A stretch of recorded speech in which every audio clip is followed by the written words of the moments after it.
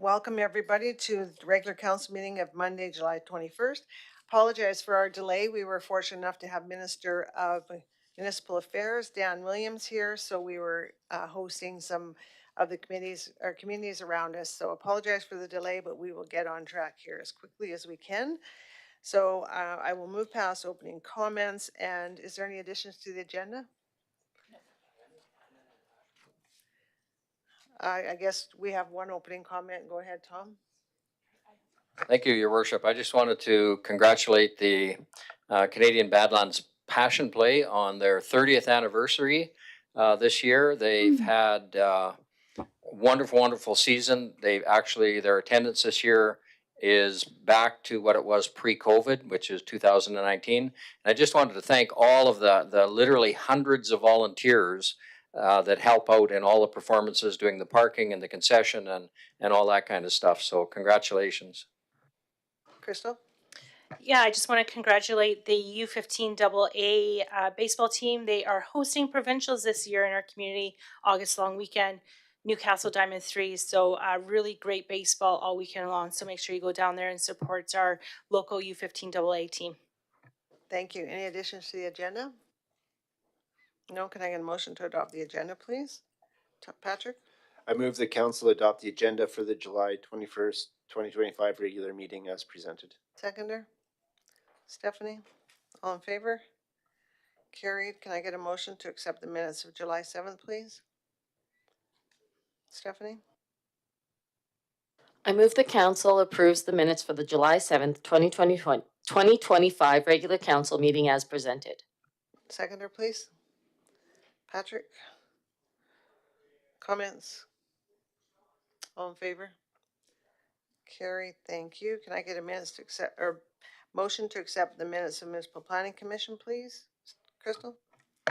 I move that council accepts the Municipal Planning Commission meeting minutes for the March 20th, 2025 and May 29th, 2025 regular meeting as information.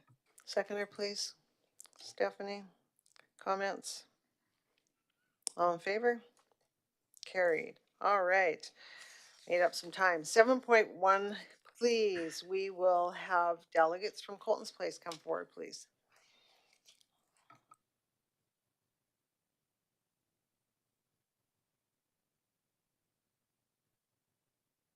I think you've both been here. You know the mic's second button on the right, and I'll let you introduce yourselves, and then you can go ahead. Thank you for joining us. My name is Christy Murphy. I'm the president of the Big Country Anti-Violence Association. Like that. Is that better? Sorry about that. Yes, Major Robert Burrell, Salvation Army Drumheller.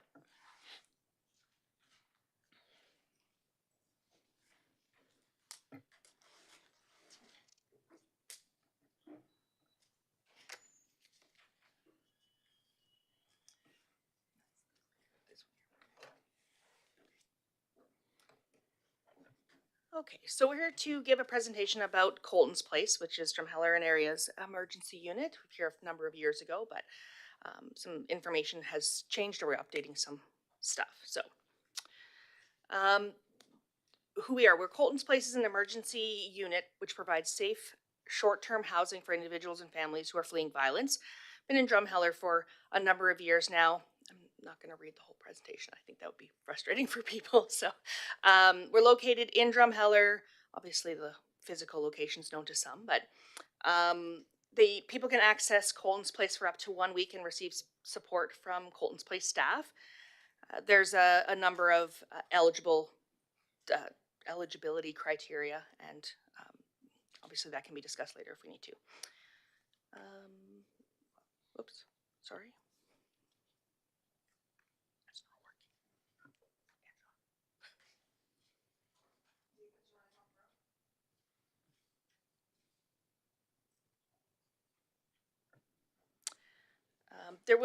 This is just talking about the need for Colton's Place, which a number of years ago, obviously, this was determined.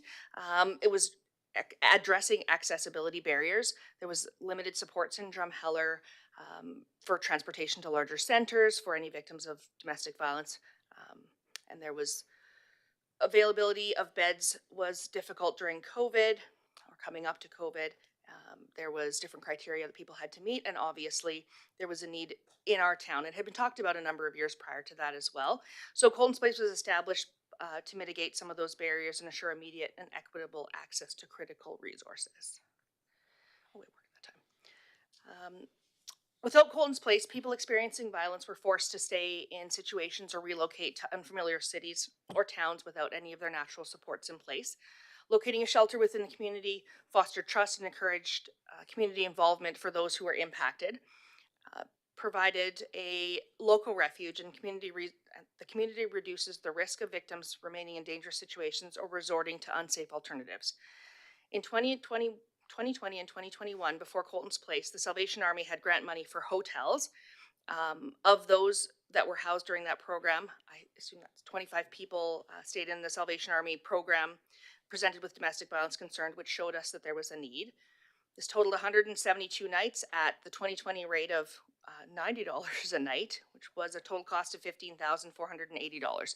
Today, the average cost of a hotel is $100 to $280 a night, and probably more depending on the time of year and availability of hotel rooms.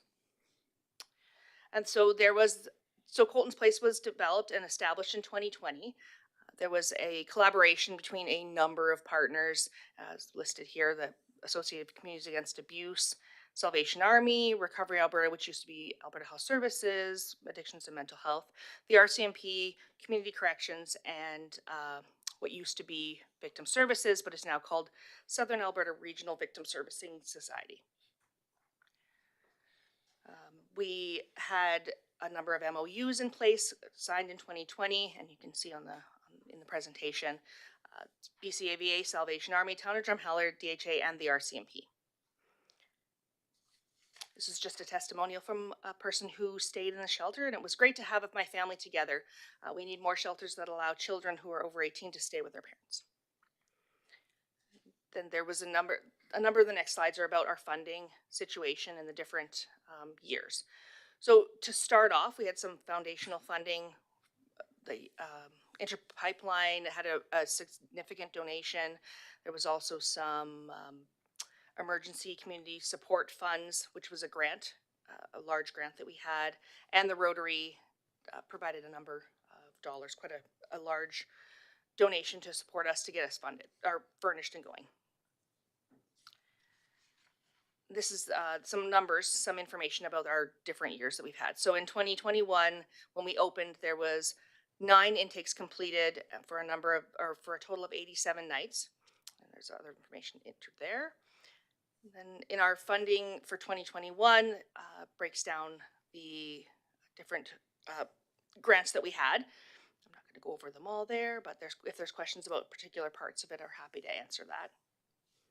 In 2022, we had 14 screenings, and the Colton's Place was used for a total of 102 nights. For 2022, again, a listing of the supports that we had, including a large grant from Alberta Health Services. In 2023, there was 12 screenings and a total of 67 nights used. The shelter was used. In 2023, smaller list of funders there, but we had funding from those places. And then 2024, there was 7 screenings and 34 nights the shelter was used. And then in 2024, it talks about the funding there. And 2025, was created in May. So this is numbers from May, so we've had a couple more months since then. There was 3 screenings used for a total of 21 nights, as it's a week shelter. Then this is the funding so far in 2025. And we still are waiting for information about grants that was submitted since then. At this point, we have had a change in our memorandum of understandings, which now involves which is going to involve BCA and Salvation Army. Salvation Army and the RCMP have a MOU that they signed together, and then the Town of Drumheller and DHA withdrew from the active MOU that we had, and then there's just discussions about the funding that's going on there. And in terms of DHA, there's a lease that is still in place, a signed lease with that organization. So what we're doing now is we've created a sponsorship package in terms of assisting to get regular ongoing sponsorships for Colton's Place. This, what you see on the screen here, is also created in actual, what's the word? Paper. So you can see it printed and provided around to different organizations. And that's the inside of the package there, which talks about the need for Colton's Place, the different levels that you could sponsor at. And it's something that we're pushing for now, and it was released quite recently, and we're going to continue to make pushes to have our request for support out so that we can have funding in a very, I guess, a more standard ongoing sort of way. Another testimonial from someone is, thank you for providing the service in our town. I'm grateful that I had a safe place to stay last night and happy to know that it will be a safe place for others in the future. That's our information.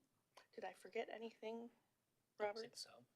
I probably forgot a lot, but is there any questions from anybody? Thank you so much for that. Questions, council? Tom, go ahead. Yeah, I'm just wondering, is the Big Country Anti-Violence Association a registered nonprofit society?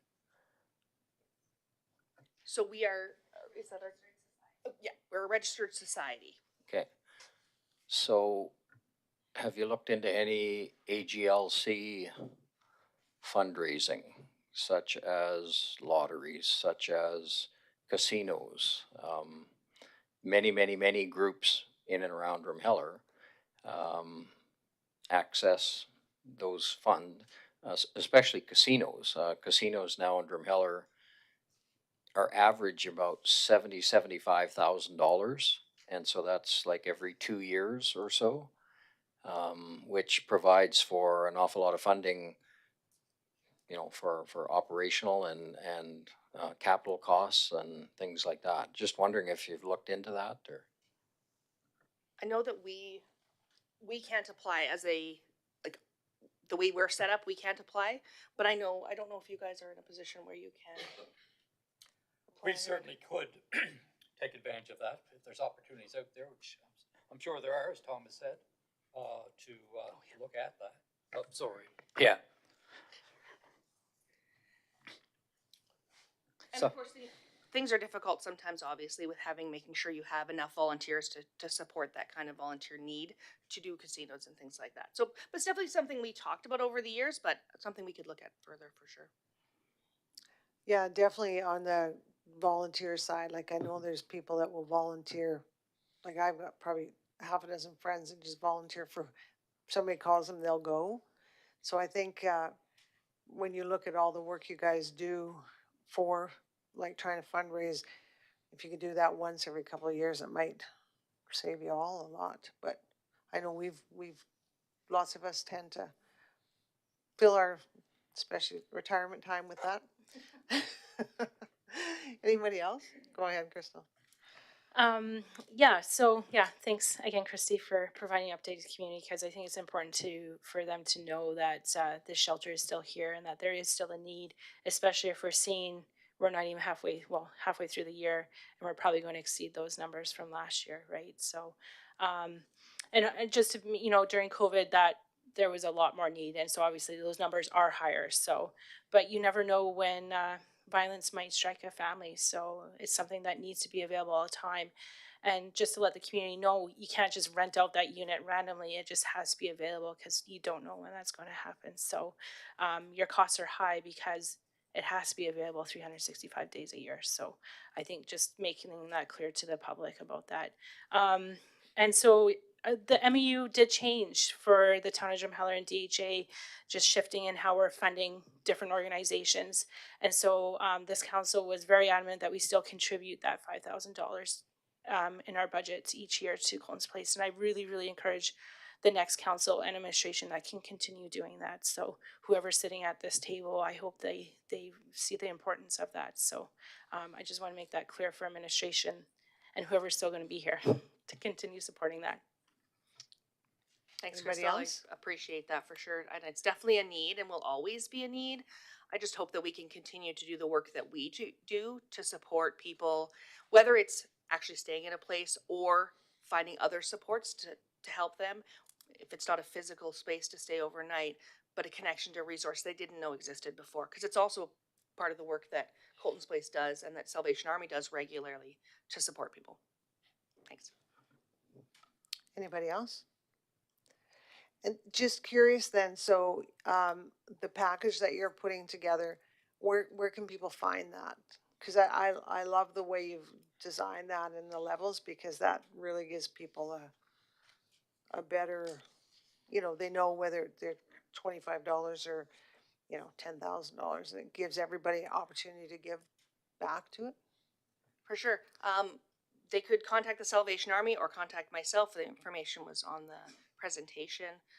I think most people know where I'm at regularly, so I'm more than happy to get those out to people. I think you guys have most of the actual printed ones at your office right now. That is And I correct. know that we're trying to bring them around and make sure that there's more, because it's fairly new for us in terms of that sponsorship package. So we want to make sure that it gets out where it needs to go on the radio and those kind of places. So for sure, if anybody is to ask anyone any questions, send them our way for sure. I'm happy to get them physical Yeah. copies or. And then there's that board downstairs that would be a good spot to put some too. Thank you. Anybody else? Thank you so much for the presentation, and I echo Crystal.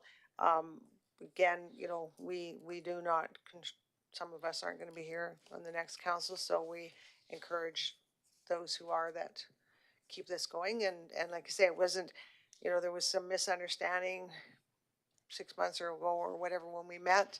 It's not, we all agree this is important. It's just, we're trying to make sure that we're setting up the thing through community assistance programs and different things so that we're making it easier for everybody in the community. So you guys all know it's there, and those who are sticking around will keep pushing, and the new ones they'll learn. So, all right, well, thank you both for your time, and thank you so much for spending and looking after the people in our community. And thank each and every one for providing us with this opportunity to present you with the facts of this important shelter. Thank you. Well, we're blessed to have all the work that you do over there, Robert. So keep up the great work, and Christy. Thank you guys so much. All right. Okay, I need a motion to accept that, please, council. Someone? Tom?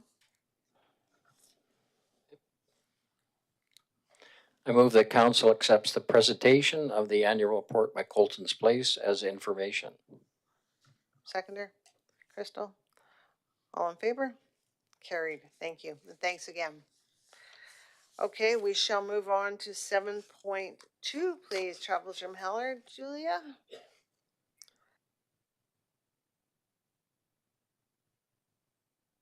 And thank you all for attending, but now you're taking our whole,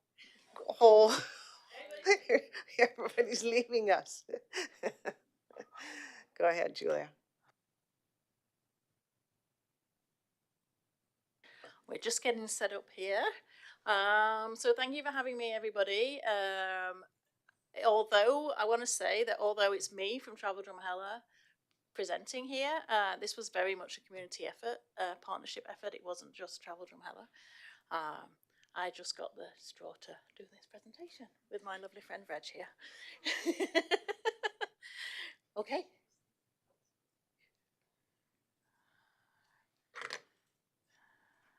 Alrighty. Okay, so I'm presenting today about the Drumheller and Region business survey results. This was a survey that we carried out earlier this year, and the whole project was in 2 stages.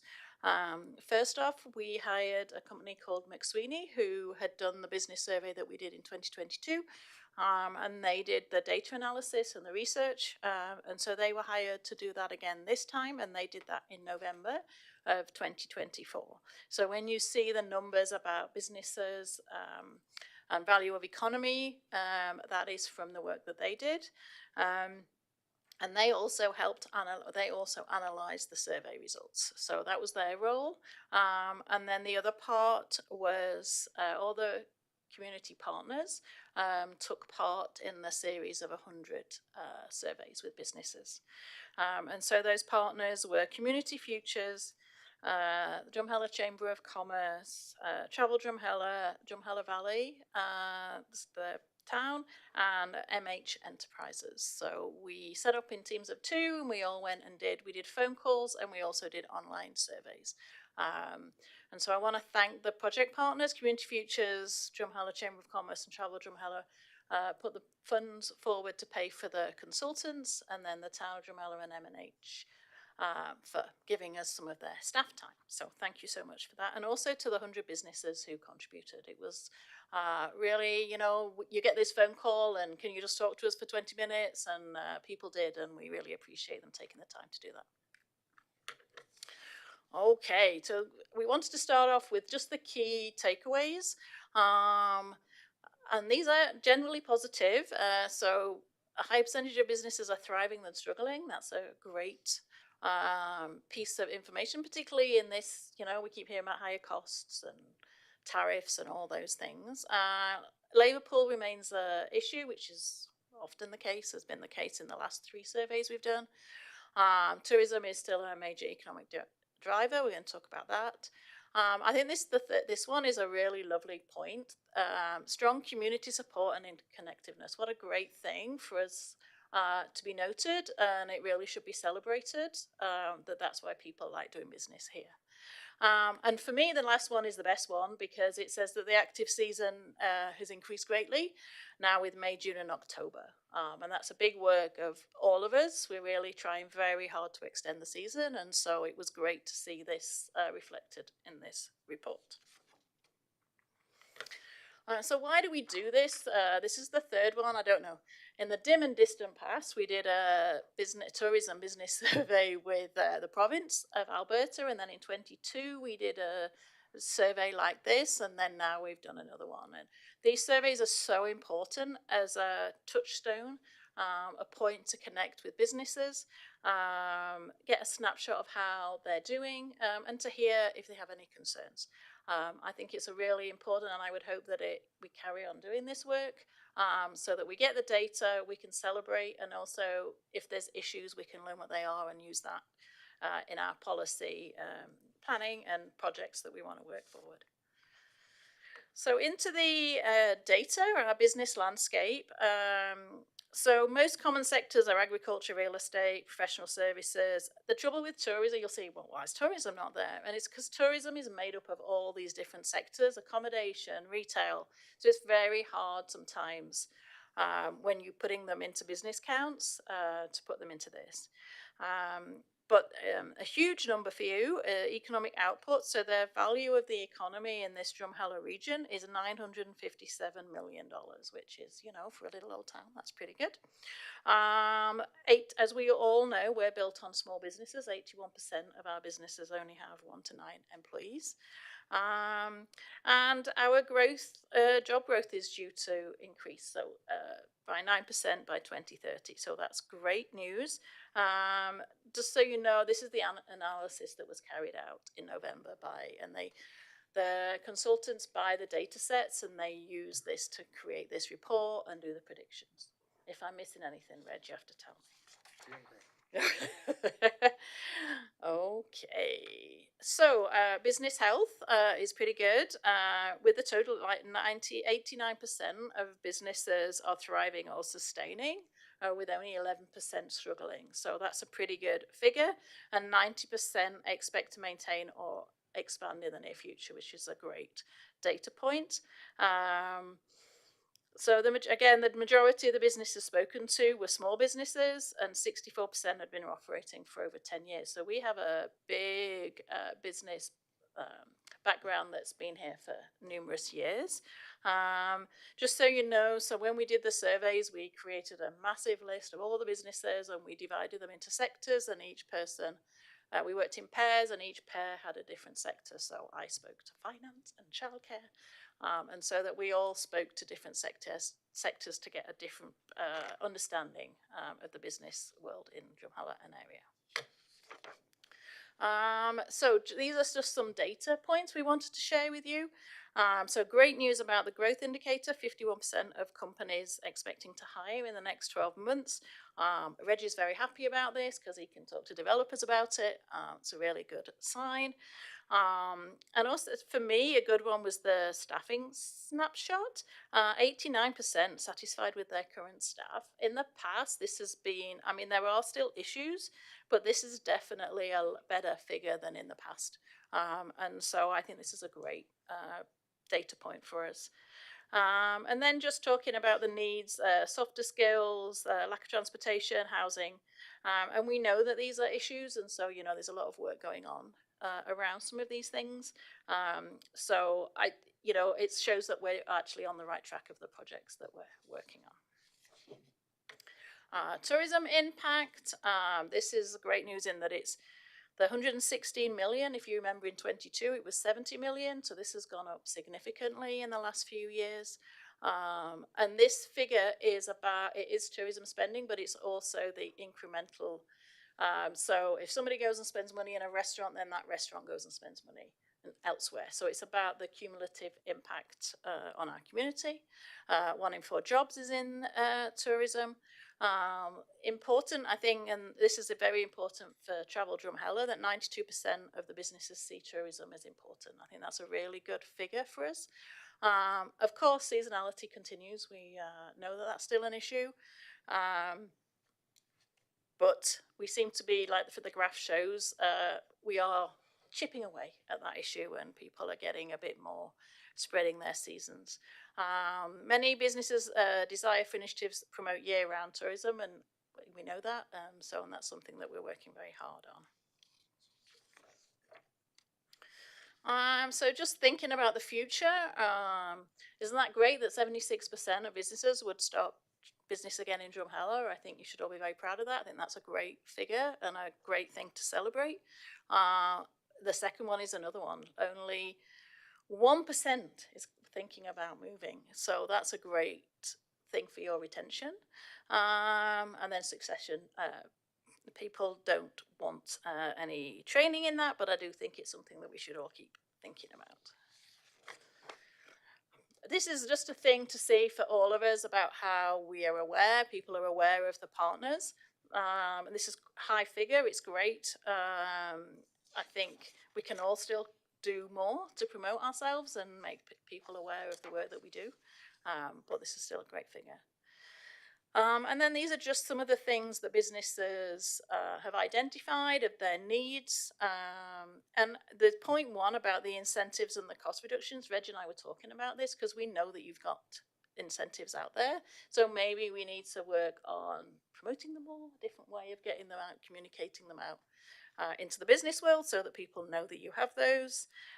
Also, like point 3, Travel Drumheller's working hard on workforce development. We've got projects that have been going on recently, and that's going to be extended. And year-round tourism is definitely a priority across the province, not just in Drumheller.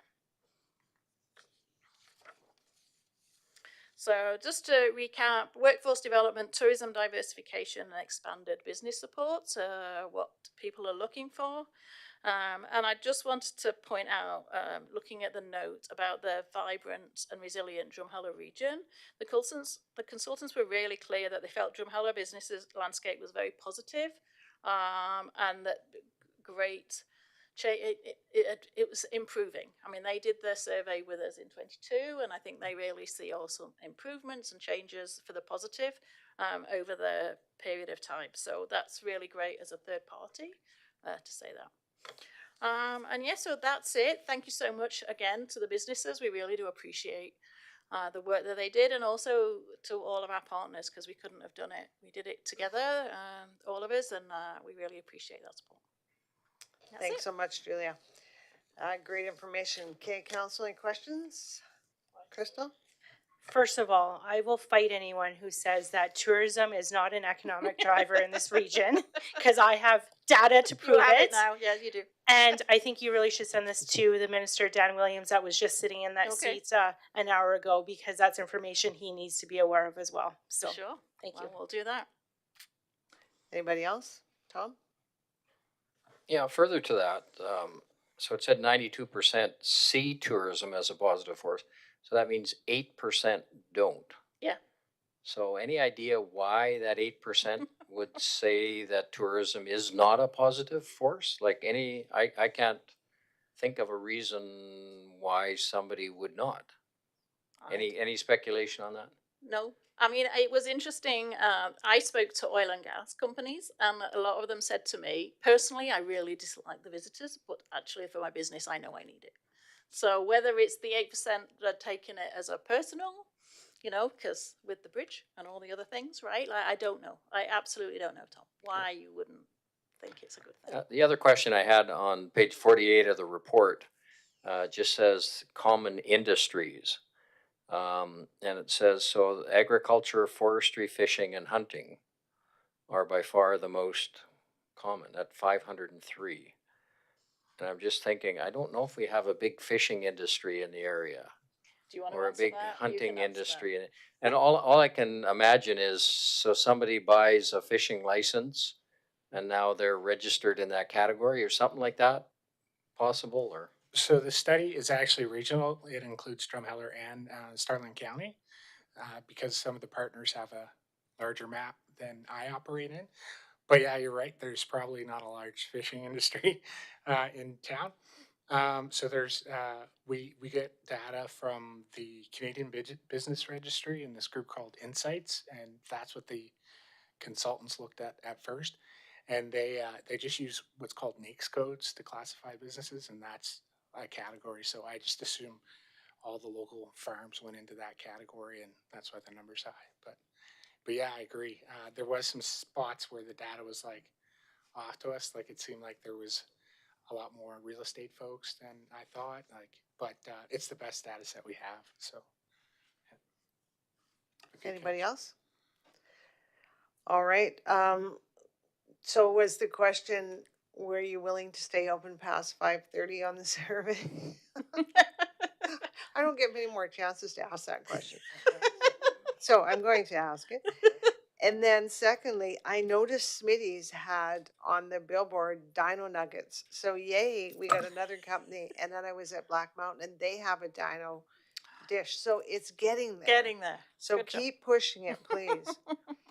And then lastly, I think it would be great if you guys, so we are lobbying through the province for this electrical resolution to try and balance out the cost of power for rural and urban.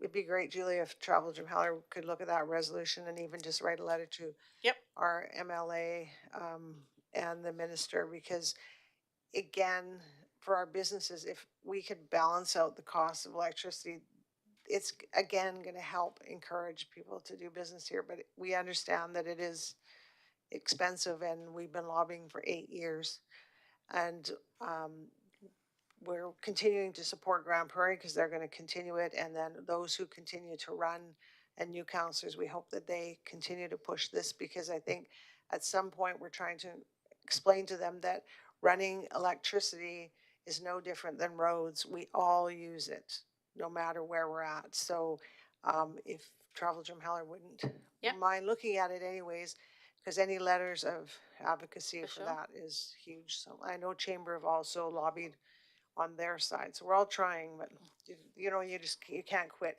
Yep. Because you quit and then they're, okay, good, one problem gone, but we got to be that poker all the Keep time going. on that one. Yeah, we can absolutely look at that. Thank you for that. Okay, well, great report. Thank you to all, everybody. Oh, sorry, Daryl's got something to add. Sorry, I just want to ask you a question. You mentioned it earlier on, Julia, about it's been consistent through every survey you've done or that we've done collectively about the labor issues. So, and then you mentioned that we have celebrated successes and we need to work on some of the things that aren't, or that are challenges. So what collectively are people trying to do? What are the issues around labor? Not enough of it, I guess, is the big one. And what are we trying to do to try to fix that? So I think, yes, the issue is how much labour is available, getting people here. And I think that all links to housing. Not all of it, a lot of it is housing. And I think also a lot of it is, you've got to think often families come in twos two people needing a job. And so if somebody comes for one business, but then what does their spouse do? So I think those are two things. I think for me, the biggest learning was about the quality of staff, because the complaints on that has gone down significantly. So that's what I was. So that for me was a real positive. And I know we've all worked hard. We've got Drum Discovery and various training programs. So I think that's having an impact on that. And the courses that MH do and everything. I think there's a lot of work going on in that. I think it's the labor pool, and Reg, you got to build some more houses. That's just it. That's all he's got to do. No, but I think that's one of the things. Yeah. Yeah, and just as a business owner, 98% of our staff are from here. Yeah. And I can't imagine how we could try to recruit people that aren't like originally from here where they have a place to live. Like, Yes, honestly, that's right. that's just how it works. And very fortunate that we do have the great staff that live here. So, yeah. We just need a bigger pool. Bigger pool. Yeah. That's so easy to say, but not easy to deal with.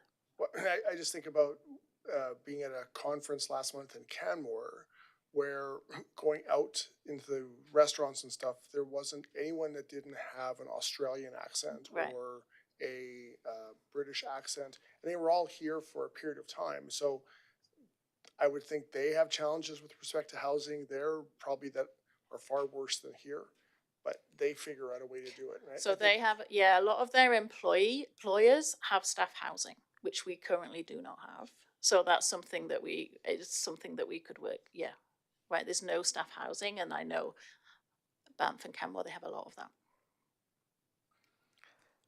All right, anything else? I just also wanted to give a plug to the home share project yes. all the partners worked on, which is a small solution, but being led by Community Futures. So we do have software out there that if people are looking to share a room in their house, they can list it, and then folks moving to town can take a look for a place to stay on it as well.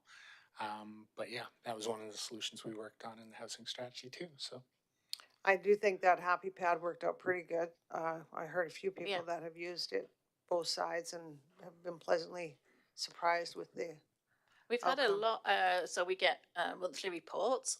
There's a significant number of people who have found accommodation through it. So that's, let's say 20, I think 20 fits in my head. I don't know if that's right, but like 20 people have a house that didn't last summer. So that's significant in our little town. Yeah, and it's a win-win for the homeowner to help offset some costs. Yeah. So yeah, thank you to Community Futures, the Chamber of Commerce, Travel Drumheller, the town, and MH Enterprises, because I echo this continually, is that we are a community now that all work together, and we seem to be pulling the chain in the same direction. So just keep that going, because that's how we solve solutions. So thank you both for all the work on this. Thank you. All right, Council, can I get a motion on that presentation, please? Stephanie? I move the council accepts the Drumheller Region Business Survey Results and Analysis 2025 update presented by Travel Drumheller as information. Seconder? Crystal? All in favor? Carried. Thank you both again. Okay, we shall move on to 8.1.1, please. Sorry, I gotta get to my agenda here. Too many pages. 93. Okay, thank you. All right, there we go. Esther, it's all yours. Thank you, Your Worship. So today, administration is seeking council approval of a new human resource management policy as part of the first phase of an update to the town's human resources management program, including an update to the HR policy and our HR policy and procedural manual. Administration's recommendation today is that council adopts our new policy as presented, thereby repealing the current policy, personnel policy, which was established in 1989. So a little bit of background on the document and on human resources in general. So the town is committed to fostering a positive and thriving workplace through up-to-date, effective, and empowering human resource management practices. Our proposed policy, provided in the Appendix A, clearly defines governing principles to guide fair, transparent, and consistent HR practices in compliance with employer legal responsibilities that also align with our municipal values and strategic goals. The governing principles outlined in the policy are equity and fairness, transparency, accountability, professional development, health, safety, and well-being. This policy provides a necessary framework for administration to successfully complete the second phase of this project, which is the fulsome review of the current HR policy and procedural manual, which was established in 2004. This review will result in a revised and streamlined manual containing all administrative HR policies and procedures in one easy-to-reference comprehensive document. The manual's numerous policies and procedures change frequently, and to obviously reflect new laws, our collective bargaining, which is reviewed every 3 years, and industry developments affecting personnel management. The ability to revise and update and approve policies in an expedient manner through the authority established in our CAO bylaw number 21.21 is important to ensure a strong attraction and retention program is in place to recruit and maintain effectual staff teams that are dedicated and committed to public service excellence. This is in alignment with our strategic goals to establish our guiding principles and to ensure that we are managing our staff in practices that are transparent, consistent, and ethical.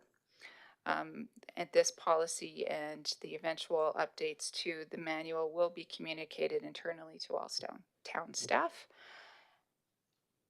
And that is all I have to say about that. Thank you. Can I get a motion, please?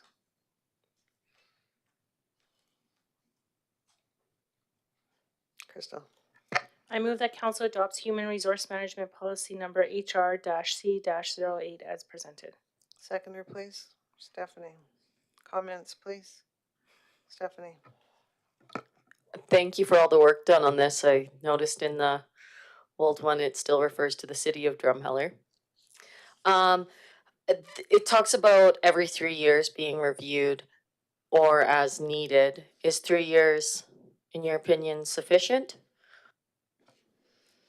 Thank you. Yes, we've legislative services is kind of made that a standard now in all of our policies to ensure that we keep up to date as much as possible. Thank you. Anybody else? All right. Well, nice to see we're going off with typewriters, going another bylaw, going to the wayside. Thank you to Valerie as well for assistance on this. Okay, all in favor? Carried. Thank you. And we shall move on to 8.1.2, and I'm going to see are you starting? Yes. Okay, Esther will start. Thank you, Your Worship. Yes, so the CAO Office Department is presenting our Q2 report to Council. So our department remains committed to fostering excellence in community engagement and upholding high standards in our public service delivery. Through our collaborative efforts across all municipal departments, the town does strive to enhance the well-being of Drumheller Valley residents and ensure that our initiatives align with the evolving needs of the community. This report, though, specifically summarizes the CAO department projects and operations from April to June 2025. And we're highlighting our performance monitoring statistics and some trends that we've identified. Our department areas we're presenting today include legislative services, IT services, communications, economic development, including planning and development, and human resources. So with that, I will ask Mitch Visser, our Manager of Ledge Services, to start off our presentation today.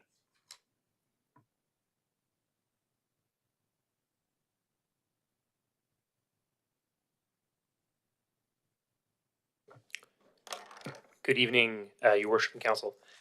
Thanks for allowing me to present my Q2 quarterly report to you today. I'll try and keep it somewhat brief, as I know it's a big agenda. There's still a lot of people in the audience. So we'll try and keep it somewhat brief. So I'll start off with some big, important legislative changes that took place during this quarter. It's been quite busy with the provincial legislature, and so there's been a lot of big pieces, big bills that have been passed that affect municipal governments, and so I'll try and run through these quite quickly. So the first one is Bill 18. This is the Provincial Priorities Act. This mandates prior provincial approval for any intergovernmental agreements with federal agencies. This came into effect on April 1st, 2025. So now many agreements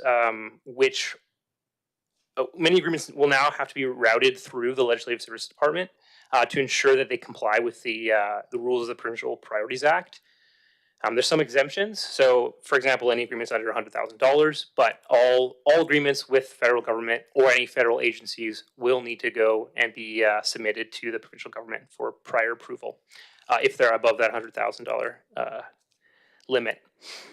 Bill 33 and 34, this was presented in a briefing note on June 16th, 2025, so won't go into too much depth on this, but essentially, again, it's an overhaul of the Freedom of Information and Protection of Privacy Act, which separated the Act into two acts, the Access to Information Act and the Protection of Privacy Act.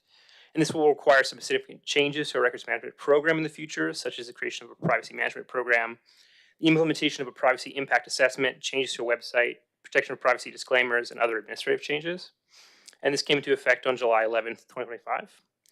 Bill 50 made changes to the Local Authorities Election Act and the MGA alongside other acts. This primarily introduced the repeal of the Councillor Code of Conduct. That's intended to be done through the provincial government rather than locally through a council or code of conduct. It also increased rules surrounding the creation of intermunicipal collaboration frameworks, or ICFs, and included stricter rules for information sharing of CAOs with council. The changes to the Local Authorities Election Act included clarifying amendments surrounding election requirements, campaign funds, and the use of elector assistance terminals. That came into effect on May 15th. And then lastly, Bill 54, that made changes to a number of acts as well, which included changes to the Local Authorities Election Act primarily. And so most of Bill 54 applies to provincial matters outside the scope of municipalities, but there are a few changes that affect municipalities. So these include the requirement for candidates for council, school boards, and third-party advisors to report their campaign finances by September 30th of the election year rather than after the election in March 2026. It also removes the authority of municipalities to pass bylaws related to the use of signage during a provincial election. And then again, it made further amendments to clarify matters related to Senate elections as part of municipal election process, and that came into effect May 15th, 2025. So as you can see, quite a few legislative changes. Try to go through that as quick as possible. Moving on, council activity. There were 6 regular council meetings and 3 committee of the whole meetings in Q2 of 2025. The special meeting was held in Q2 2025 to review and approve the 2024 audited financial statements, which needed to be submitted by May 1st, 2024. In Q2 2025, there were 137 motions, 83 of which were actionable motions and 54 of which were procedural motions. In terms of public participation, there were 2 public hearings, one for the community standards bylaw and one for the proposed downtown berm East land designation bylaw. There were 4 delegations, STARS, 1 from STARS, 2 from Travel Drumheller, and a presentation from the RCMP. There was 1 access request for records. So access requests are requests from the public for information that is not routinely disclosed and available to the public. And there were 16 board appointments. So these were for reappointments to the library board, reappointments for boards occupied by the late Councillor Hanson Zacharick, and appointments for the new Drumheller Valley Sports Committee. Lastly, there were 8 letters of support. So letters of support for mayor and council are sent to other institutions as part of grant initiatives, community initiatives, or as other lobby efforts. In terms of bylaws, there were a total of 12 bylaws that were completed in Q2. Those were ones that passed 3rd reading, and there were 11 bylaws which underwent 1st reading, and there's a breakdown of the category in which those bylaws pertain to. Moving on to major projects. In terms of records management, the 1st reading of the record retention and disposition bylaw was brought to council on July 7th, 2025. Once the 3rd reading is complete, the file clerk will be collecting certain outdated records and will be conducting another burial in the fall. As discussed on July 7th, record retention disposition schedule is a very important kind of foundational document to our records management program as a whole, and also ties into the Access to Information and the Protection of Privacy Act. Other projects in terms of records management is the next one would be SharePoint migration, and so we're looking at starting that sometime soon over the summer of 2025, and that involves migrating our records from a local network drive to SharePoint, which is a web-based cloud platform that's integrated with Microsoft 365. We have some other records management projects, that will be completed later throughout the year.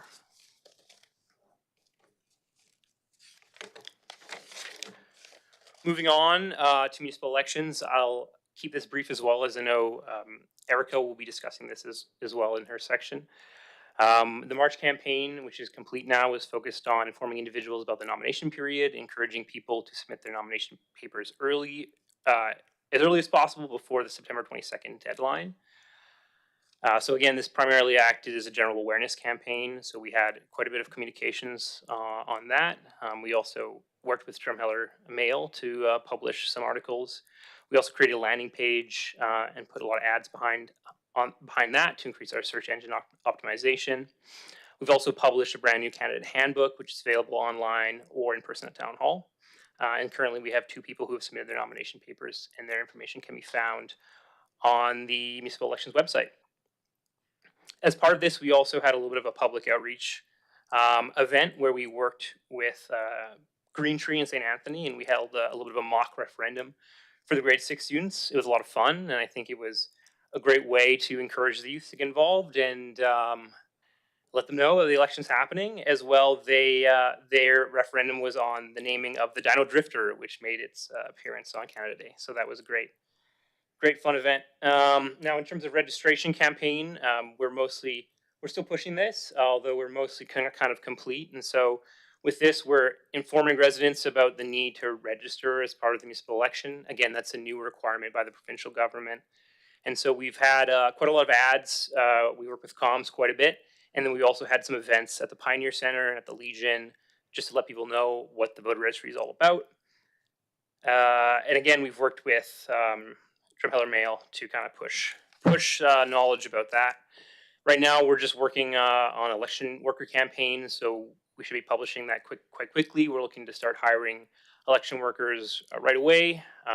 Hopefully, looking to hire about 30 election workers. We'll have some training sessions in early October. We've created a draft landing page and application form, and that should be out shortly. So that's an update on that. In terms of municipal legislation review, I don't have too much on this. It's again, it's a review of all our municipal legislation. There's a lot of older bylaws and policies, as you've seen, which might have the city of Drumheller that need to be updated. And so we have hired a summer student who has been super instrumental in helping with some other projects, reviewing our municipal agreements as well. Hopefully we'll begin starting that sometime soon as well. So that is my update. Thank you so much. All right, anybody got questions? Okay, I do. The registration for the election is a provincial mandate, correct? It's not something the municipality is driving. Yeah, 100%. Thank you for asking that question, because there's been a lot of confusion about that. So that was, sorry, I can't remember the actual bill on that, but that was passed in 2024.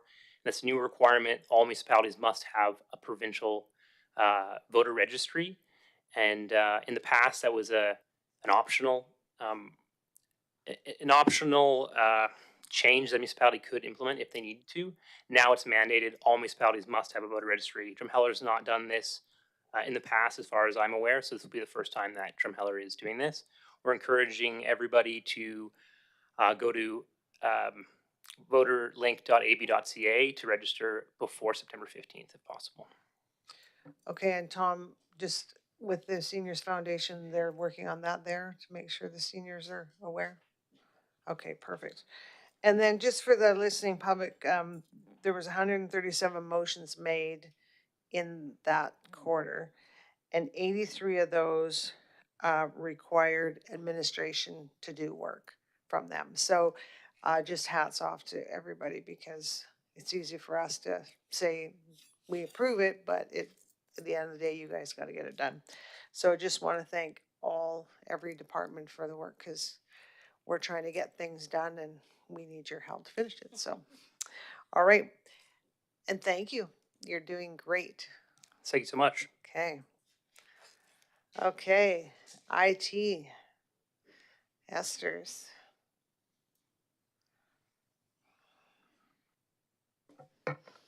I was actually going to ask Mitch to do this presentation, but I forgot to tell him, so I will handle it. Okay. Good.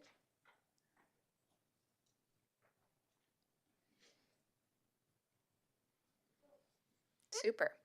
Okay, so earlier in quarter 2, the town did sign our service agreement, our IT services agreement with Reality Bites. And so this information comes straight from our providers. So overall, in comparison to our last quarter, this quarter we've seen 852 installations of software patches, operating system patches, and other updates, which is up a bit compared to last quarter. There's also been, of those, 213 of those are operating system patches, which is equivalent to about 28%. Last quarter, it was around 30%. So there's quite a few updates on our operating system on a regular basis.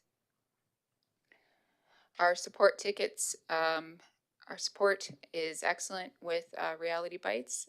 Customer service for not only public service, but for IT is very important.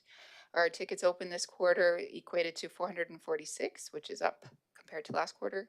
They've closed 449, which gave us an average resolution time of 40 minutes, which is also improved over last quarter.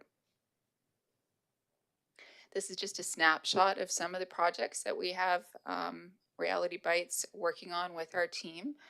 So the Windows 11 upgrade project, we had mentioned last time around, it is now 95%, which will see all of our computers upgraded to that operating system.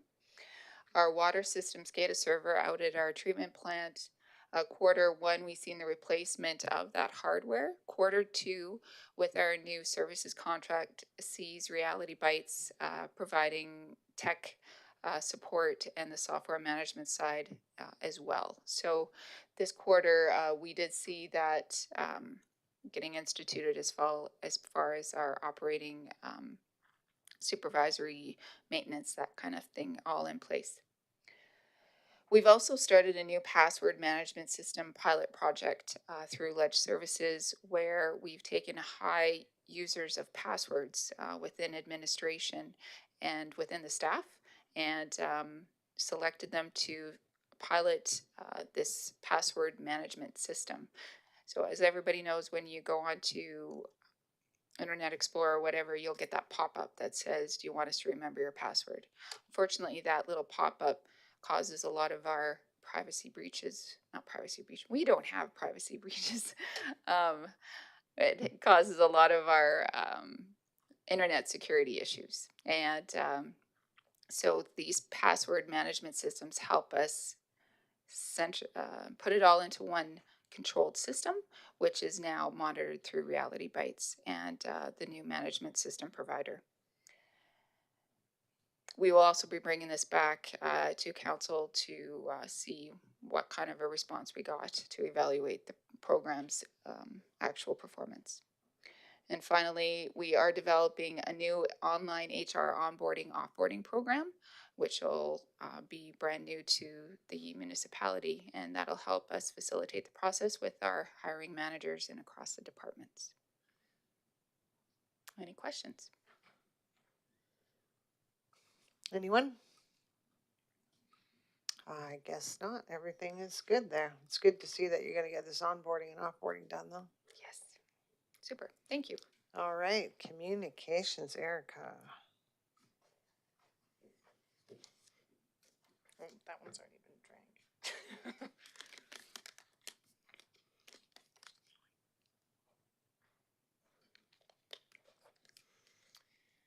Good evening, Your Worship and Council. My name is Erica Crocker. I'm the Communications Officer for the Town of Drumheller. And I'm here to present our second quarter for 2025 in the communications world for the organization. Once it comes up. Perfect. So just a bit of background. I did celebrate my 1 year anniversary of returning from work for my extended maternity leave. And before my return, there was a bit of a gap. The previous employee that was covering off the maternity leave found permanent employment at another organization. But there was only a few weeks there that were covered. But you'll just see a bit of a discrepancy in terms of volume between last year's second quarter and this year's second quarter. So, couple highlights. Through Q2, through the communications office, in May, we successfully onboarded a new employee for a temporary summer position. Her name is Terry Huxley. She's our communications and economic development assistant. This role is shared between the comms department as well as economic development. I'll let Reg talk more detail about her support in the ec dev world, but for communications, her contributions have been vital. She's played a key role in streamlining our internal process, supporting our social media and copywriting efforts, and as an award-winning photographer, she has been actively going through and hanging out with our departments to get footage of them doing operational items that we can then capture, use for our website, for social media, for our internal newsletters, as well as historical records. So this shared role has been instrumental in allowing me in the communications officer role to allocate more time toward finishing certain policies and procedures, as well as developing and solidifying our processes. So, and with this 0.5 position, we are better equipped to develop more comprehensive marketing campaigns and address objectives and initiatives more effectively and efficiently. So on this slide here, you'll see in the second quarter of 25, we've got 29 web posts, 17 of them are media releases, 9 council highlights. We have 296 social media posts, which is down from the 365 that you'll see in the second quarter there, and that's largely related to the continuous promotion that was going on early 24 for the paid parking program that had launched. So there was a lot of social media posts and FAQs that had gone out during that time. So you'll see that discrepancy there. And then we had 7 media relations events. So that's working with Stingray, our local radio groups, Drumheller Mail, and some external like CTV, CBC, and Global for media contacts. In the customer service element, you're going to see about 1,300 inbound messages. So those inbound messages are social media participants that are direct messaging the town of Drumheller accounts, BCF and Aquaplex, and the arena. They're managed by the recreation customer service staff. So 1,300 inbound messages. Not all of them are direct inquiry of inquiring about certain services or certain ongoings throughout the town. They could also just be tagged of the scenery and things like that. So we're going to see an influx of this also in the third quarter with the tourism heading up, but about 1,300 messages that we still review, read, and decide whether or not it requires a response or forwarding to our respective departments. We've had 7 website inquiries, so people contacting us directly to the communications department through drumheller.ca. And then internally, we've had 3 newsletters be circulated. So again, that's a monthly item. So I do get this question asked a lot. And it is a bit of a day-old municipal mystery of does this need a marketing plan, a public information notice, or are we asking people to help shape a decision? So when we talk about municipal communications, it is important to understand that not all messages are created equally. So there are 3 core types of communication we use: marketing, public information, public participation, and each has a different goal, tone, and process. So quickly, marketing is used generally when we want the public to do something, such as register for a program, attend for an event. It's typically quite promotional, it's targeted, and often involves creative assets, perhaps some paid advertising, and longer lead times to get those messaging out there effectively. For public information, it's about helping people know something. It's used for updates, service notices. Typically the message is clear, neutral, factual, and these are short turnaround and driven by operational needs typically. And then public participation, or P2, is when we're asking the public to help shape a decision. These efforts are based on the IAP2 framework, or the International Association of Public Participation, and involve planning engagement opportunities where residents have meaningful influence in the decision-making process. So in short, marketing, do; public information, no; and public participation, influence. So in this slide, you'll see there's a variety of different communication activations across the departments that we have supported. And through our internal process, as mentioned in the first quarter report, we do a communications brief where we get the key messages from our respective departments.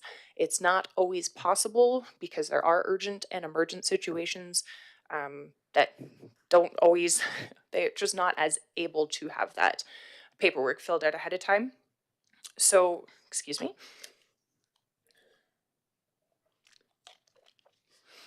Part of my role is to bridge the gap between municipal operations and the public that we serve.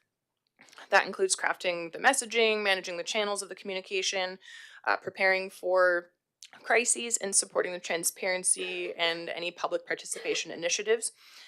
It's critical to understand that effective communication is not something that one person or one department can do in isolation. It depends on strong, ongoing collaboration with every department in the organization. Similarly to the last quarter presentation, I cannot reiterate enough how we are leaps and bounds ahead of where we used to be. The team that we have among us today understand and appreciate what communication is for the organization and for the community. And I truly appreciate our leadership for continuing to advocate, prepare, and participate in our communication efforts.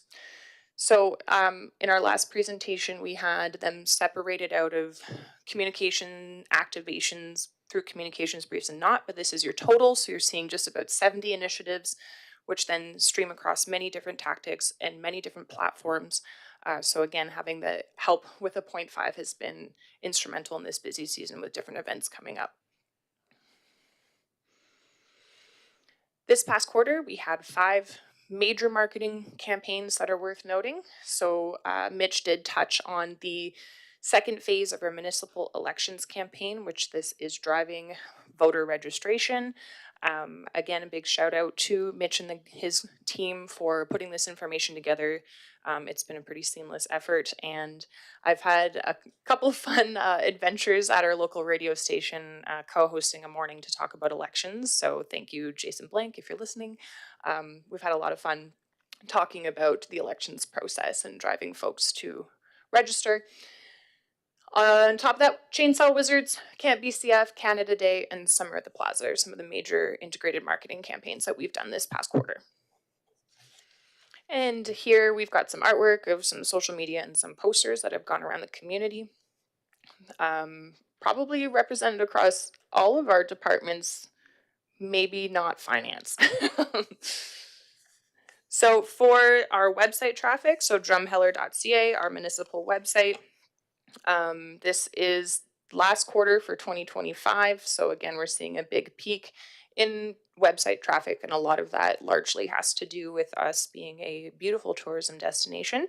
So our top 5 pages were Chainsaw Wizards, the Aquaplex, Visit Drumheller, which puts the visitor straight to the Travel Drumheller website, Property Tax Bylaw, and our careers page.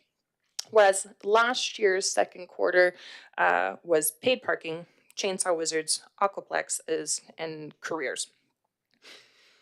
So our last slide here, just to talk about social media statistics, we certainly saw a steep increase of activity on social media. So this quarter, we saw 1.1 million views on our social media pages, which is an incredibly high number for us. We've reached almost 250,000 unique devices. We've had almost 12,000 interactions. That's a like, a share, or the other preset emojis that Meta has. And click-throughs, almost 8,000 click-throughs. So people clicking on the hyperlink that is included on those social media posts.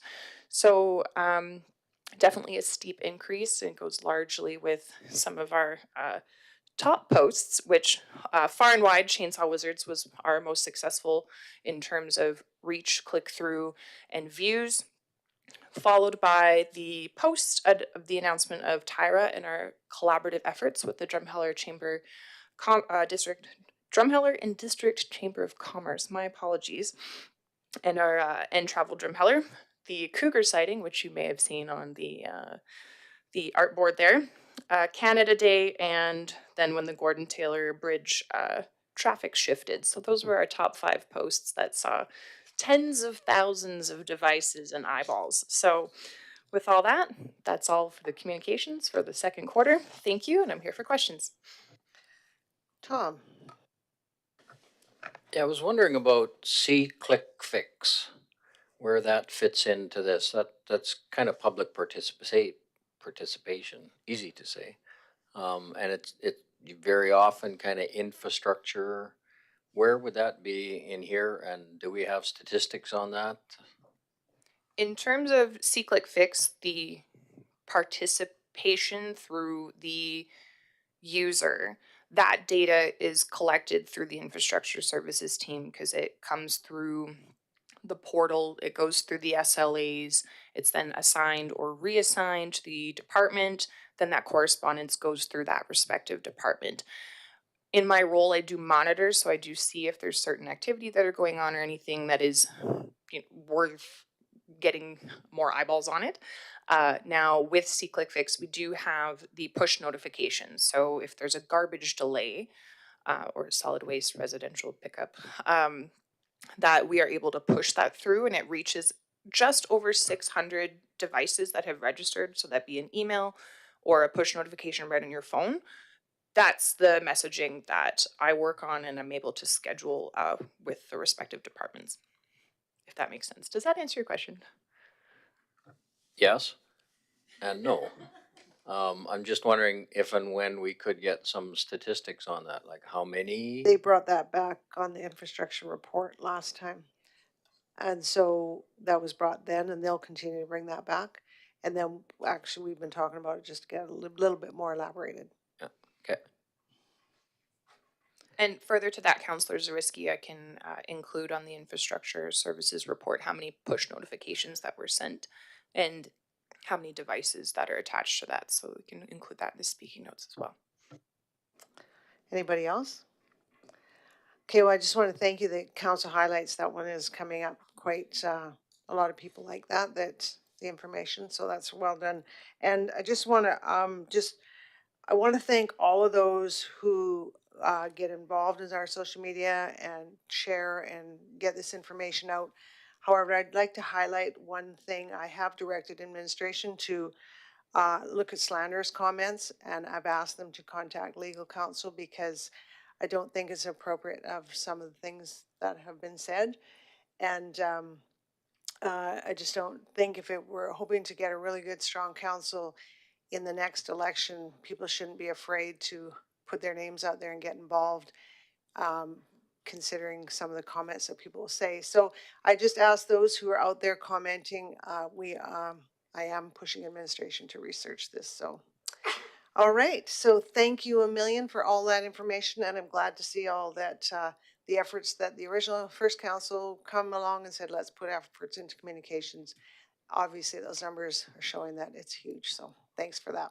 Thank you, Your Worship. And I just want to note that Angela Keibel was very much behind the council highlight dream coming, and she puts in a lot of work to get that document prepared each week. So hats off to her if you're looking for someone to thank. Well, thanks, Angela, because it's a very great document. Thank you. All right, Reg, you're up.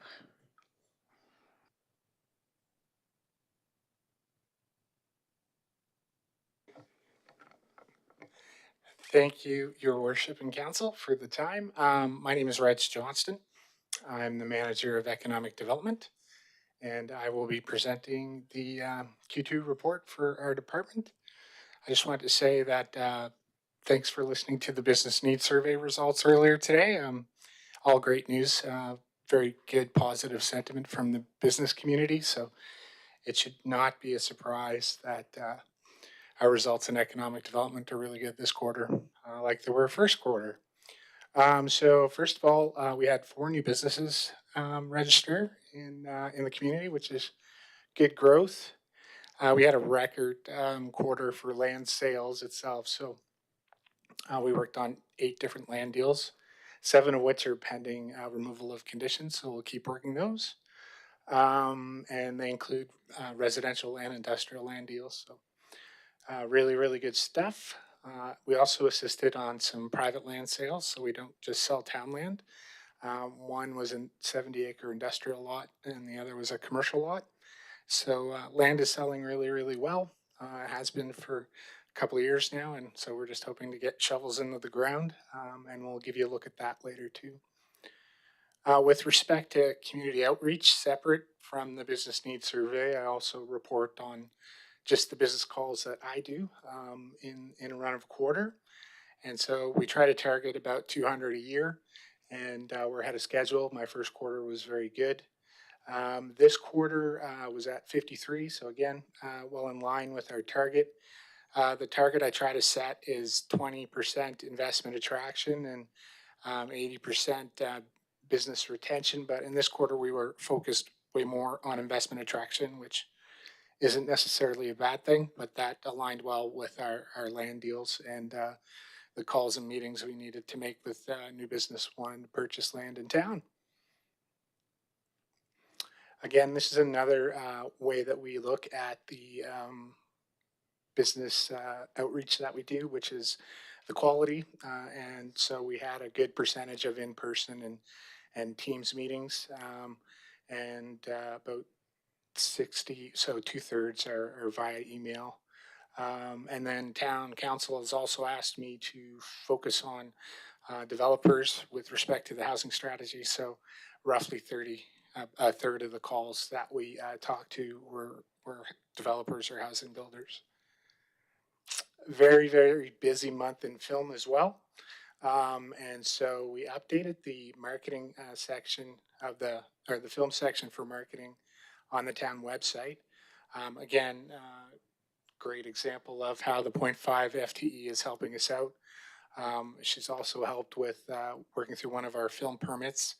So we did actually 3 film permits in 5 business days. Thank you, Greg, as well. He helps with the insurance review and lots of additional support with bylaw. So yeah, very, very busy quarter with film, and again, earlier in the season than we normally see. But yeah, great results on film. So very busy on film, very busy on land. If I could leave you with 2 thoughts. We also did some administrative work. So came to council and the safety codes permit amending bylaw was done. The development authority bylaw was completed with 3rd reading. We also did our residential development incentives. So again, a great time to mention to the public that we do in fact have incentive programs. And then we provided a briefing note to discuss how we were going to review the municipal development plan. And so we'll continue to work on that. Development permits year to date are roughly keeping pace with last year. And as a reminder, last year was our busiest in the previous 5 years. So yeah, great results on development permit issuance and enforcement, compliance certificates, etc. And then as well, safety codes permits, if you see the total underneath, we're a little bit ahead of last year. This quarter, we saw less building codes or building permits, but saw an increase in trades. So, you know, as builders finish up the outside of the building, they get inside and start doing electrical work and etc. And then some more statistics for the planning and development department, of course, is our short-term rentals licensing. So we did an additional 9 licensing this quarter and some follow-up with enforcement. And thanks again, Trent and Greg. They've been helpful with us following up with the unregistered short-term rental folks. And we have a total of 64 year to date, which is above half of our cap. So we're starting to come within range of that. And it's about 10 more than we had in the entirety of last year. And then from a planning perspective, we held 3 MPC or Municipal Planning Commission meetings. We had one subdivision into 15 residential lots created, and a second subdivision was approved. And that is everything for economic development on the stat side. Thank you, Reg. You're welcome. Questions? Patrick? Can you just talk a little bit about commercial property capacity? We're seeing, downtown's been virtually full for, probably a couple of years now. Are we reaching a bottleneck, or what do we need to do about that for developing?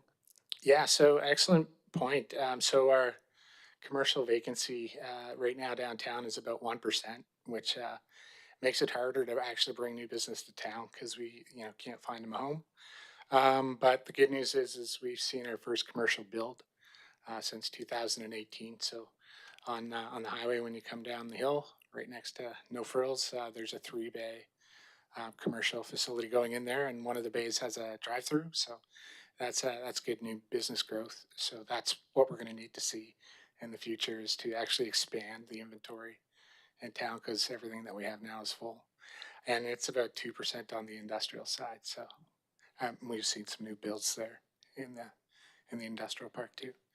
Does that take drafting a sort of strategy, or are we looking at that type of thing? Yeah, we're hoping to encourage that, and the first step of that is land sales, and so that's very encouraging that we'll see more building down the road, because people are taking down land positions and then planning concepts, and from there we can get them into the DP process. Tom? As I drive around town, I can't help but notice a lot of empty lots in residential areas. And some of the lots have been sitting there empty for years and years and years. And I'm just wondering if there's anything that we could do to, kind of spur the development on some of these lots. Because, people need houses and these lots are sitting empty.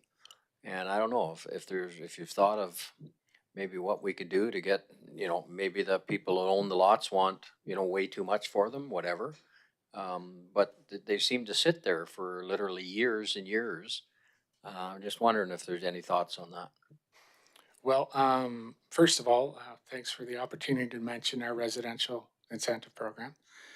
So council usually says yes to it, and just did the last time, but there's more people taking advantage of that. And so that includes 100% off the municipal portion of tax year 1, 75% off year 2, 50% off year 3, and then 25% off year 4 if approved by council. And so that's one of the programs that we've implemented to try and induce development on the residential side of things. The biggest, I guess, constraints I hear from builders is the cost to construct and interest rates, because they have to borrow too. So interest rates are getting better, but cost of construction is pretty much the same. But we've seen a greater interest with concepts coming forward from builders. But you're right. There have been lots that have been sitting for a while in town, but there's also been a sixplex built, and we've seen a couple of residential units being built. And some of the good news is that we're seeing way more units being built with secondary suites already built in them. So you actually get 2 for 1, even though it's a detached dwelling unit. So we're starting to see improvements on that side, but you're exactly right. I wish we had more units available. I'm going to just echo off of that, because I did mention to Reg to bring this to us, Tom. We should look at the town-owned property lots, see how many of those are, because there's a few, like there's very small lots. But if we can, come up with a, next to nothing plan to get something built on the lot. Right now, we're getting 0 for 0, right? We're not getting anything.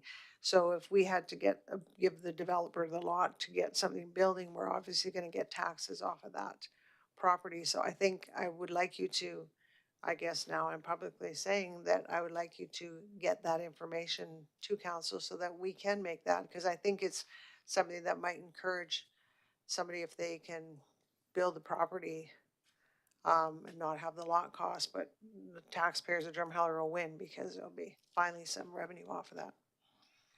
Yeah, perfect. I'll take that back and bring something forward. Yeah. Perfect. Crystal? Well, this time last year, I was complaining about how many Airbnbs are still were listed and yet only so many registered. And I just checked and it's now kind of even. So good job on trying to compliance with those because that's what's needed. My question is, if someone's coming and they're wanting, I guess it's more of a development question, they're wanting to build a garage, are we informing them of a garden suite garage unit that's a possibility they could do? Because I feel like just people I've been talking to had no idea that that was a permitted use, and they've been building garages and they're like, oh, if I would have known that, maybe I would put a suite up above it. So just kind of a, maybe plugging people's idea into them.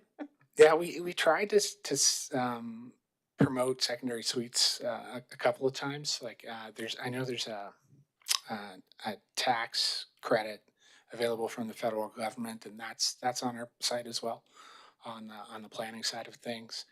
And then we had a community session with a bunch of departments from town hall, and the development and planning group were there, and we answered a few questions on secondary suites as well. But you're absolutely right. Our MDP and LUB strongly encourage higher density. So please, if you have any ideas, bring it forward because we could use the additional units. All right, and I had the opportunity to meet one of the builders. They're putting a business in one of those 3 lots beside No Frills, and they were ecstatic to be in Drumheller. So, good job. Thank you. Okay, well, thank you, Reg. Now we have HR. Yes, Your Worship. Just gonna double check and see if Valerie is there. Wonderful. So just a quick introduction. Valerie LaFin is our contracted interim HR manager and is a welcoming face back to our community, at least in the short term for a bit, and we'll see where that goes from there. But Valerie has pulled this together and is presenting to council this quarter to report. Well, good evening, Your Worship and Council. It's nice to be back and see some familiar faces. I am not seeing the PowerPoint, so I will follow along on my laptop, and you can just move along with me through the slides. So the statistics for human resources for employees with the town of Drumheller. In the second quarter, we have 154 compared to 155 in quarter one, which is a vacancy in HR for sure. It's broken down this way between the active, full-time, part-time, and casual employees. You can see we have slightly less this quarter than we had in quarter one. Our fire services volunteers remain strong at 37. We have employees that are on leave at the moment, a few more than we had in quarter one. And our council reflects 6 this quarter and 7 in quarter one. And my condolences to the loss of your colleague, Lisa. So next slide, in terms of celebrations.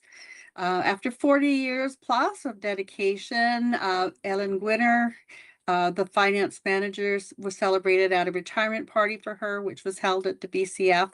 And she will be back with us casually here and there. But congratulations to her and well-earned retirement. And there was an all-staff and council summer kickoff barbecue, which was held at the Public Works building. And as we advance to the next slide, there's some great photos here, and you'll see Ellen at the very top. A happy day for her as she goes off to retirement, and lots of great photos of everyone from the town at our Public Works building. Looks like everybody had a really good time. A few statistics here, and not having been here last quarter, but in quarter two, we hired 11 employees in aquatics, mostly summer staff.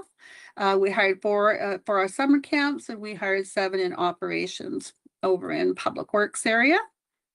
Canada Summer Jobs, we actually received a delayed notice of some approved funding for hires, and we hired 1 in emergency and protective services out of that. And that was really great news. And sometimes it just happens, either more money becomes available or somebody wasn't able to use the money that they were provided under that grant.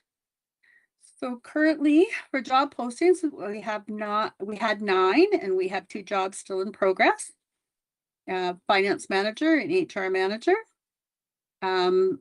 Applications received for all of our postings in this last quarter were 87, significantly lower than first quarter, of course, because our summer hires usually start posting in about February. So those reflected more in quarter 1.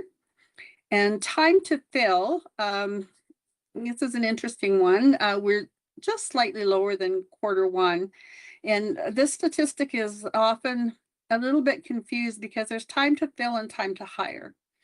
So not sure about the statistic last time, but this time I used more of a time to fill versus time to hire, which is more candidate and applicant focused, whereas time to fill is more process focused. So I calculated from the day of closing to the day the offer letter went out. That span is about 32.25 days for our recruitment this past quarter. Next slide. So the employee group benefits program is the new compensation statements. They look really good. They're about 90% complete. We're just communicating with Hillcrest now on the final production of those. The all staff new customer service training. This is not something that I've undertaken yet since I'm just here in the interim, but I understand that there's lots of good programs out there and I'll do my best to put some effort towards that during the time I'm here. We have a couple of acting assignments. Kaylin Jensen right now is the acting manager at for Recreation, Arts and Culture. And Zayu Zhang is the acting manager of finance during the recruitment for that position. And in the HR department recruitment, there's some administrative support hired, who is the senior CAO office assistant, and that is Stephanie, and I think she's there in the room. And the HR recruitment is about 75% complete. And the rest of the projects that were presented in the first quarter are on hold until quarter 4 in 2025, as they're pretty in depth. So once recruitment's finished, I imagine there'll be some timelines put to that. So the next slide, the administrative update on the projects, compensation survey participation.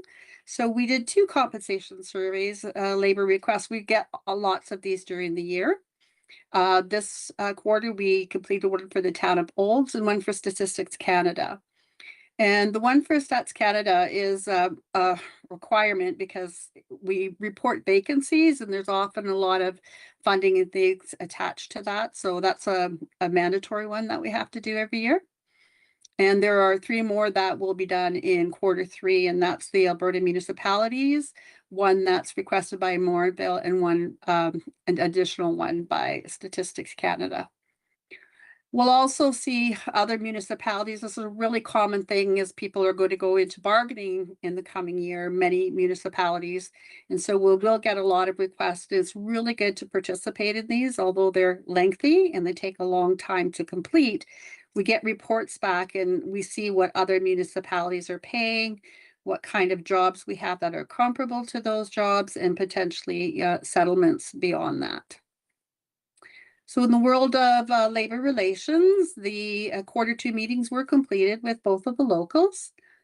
And with the collective agreements expiring December 31st, negotiations will be held in the first quarter of 2026. Typically, the parties and the union usually provides notice about 30 days before the expiry of the collective agreement. And that's the report from me. Thanks so much, Any Valerie. questions? Yeah, Well, any questions? thank you on so any of that? much, and thank you. It's great to see you back, and thank you for helping us out. Yeah. Any Nice to be questions back. of Valerie? Doesn't look like much here. I'm curious, and this is something I'm really passionate about. So when you say time to fill or time to hire, like I guess what initially this come out was we wanted to, from the time that the post goes out till the time the person is like accepted the job. Is that what you're calculating? No, that's what time to fill is about, though. This time I didn't have, because I wasn't here for it, some of the information. So I calculated the time to fill based on the time the posting closed to the time the person accepted their job offer.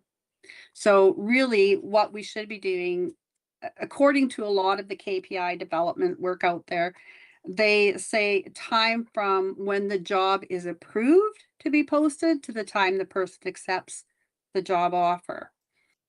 Sometimes that process can get really skewed because it may be approved in 1 month and for some reason the posting is held and not put up for a couple more weeks potentially, or things like that can happen and it kind of skews the results. That's why I like to use from the time the posting closes to the time the person accepts the job, because that's more realistic. In the event of unionized jobs, for instance, in the collective agreement, we post for 5 working days.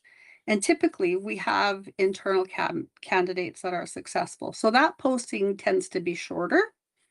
And in the situation of external postings, often we will post those jobs for 2 weeks. So you can see there's a real difference there. That's why I think it's a better metric for when the time the job closes to the time the person accepts job offer.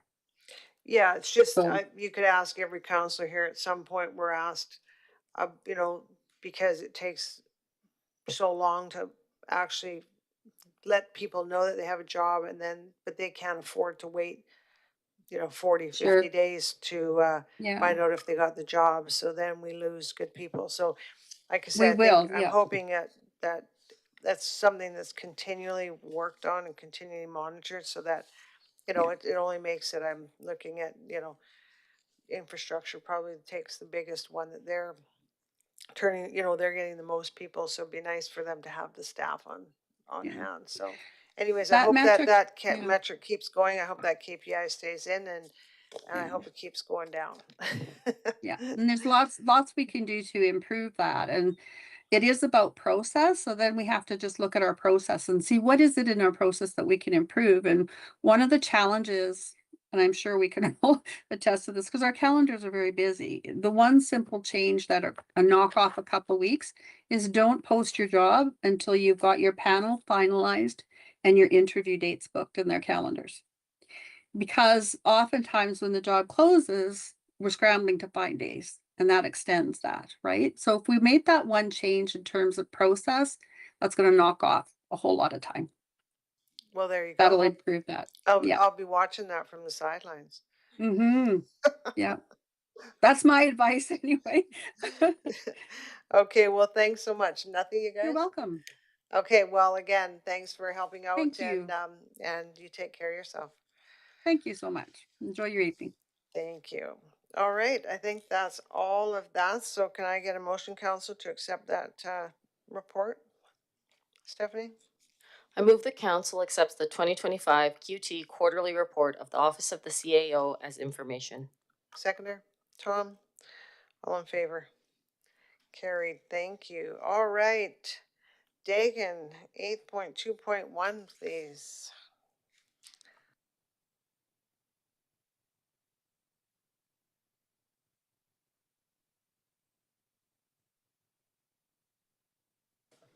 Oh, I better say Mark too. Good evening, Council. My name is Dagan Blakely. I'm the Project Director for the Flood Mitigation Program, and I'm joined this evening by Mark Steffler, the Flood Program's Technical Advisor, to share our Flood Office update.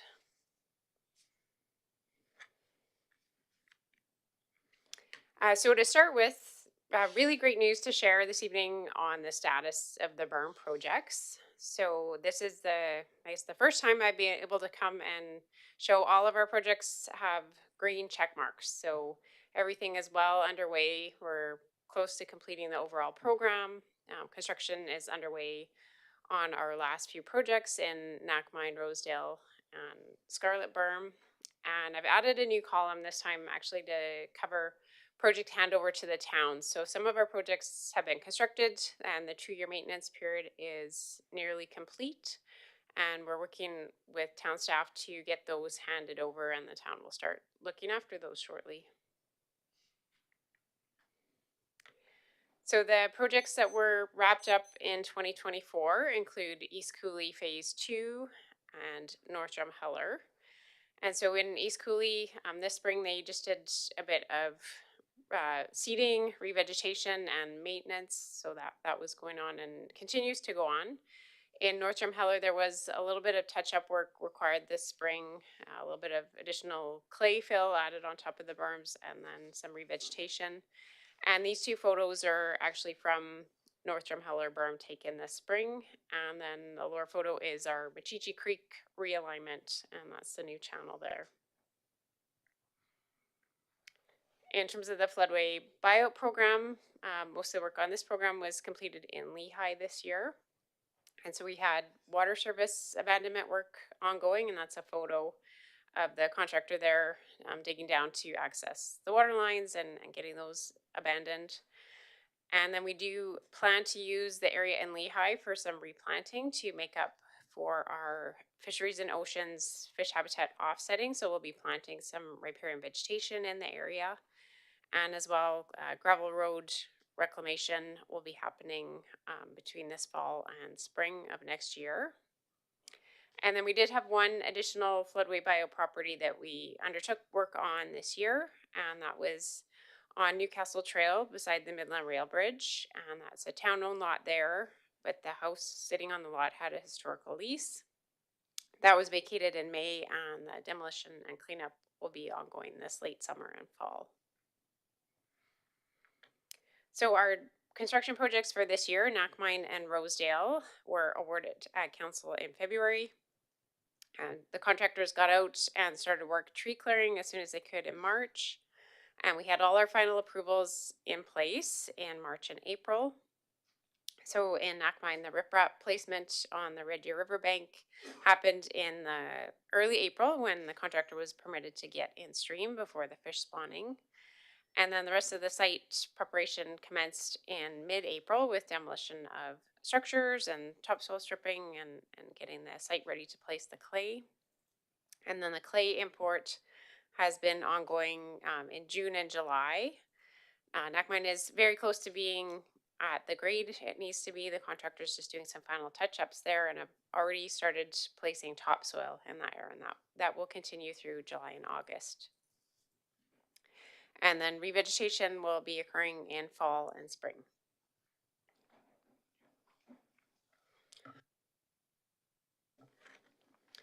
So very similar schedule for Rosedale in terms of the award, tree clearing, and approvals. And we did do some riprap and bioengineering on the Rosebud Riverbank in April and May. You can see that in the lower photo. Demolitions for the Scarlet Berm started mid-April, and stripping in Rosedale in May. And then clay import has been ongoing.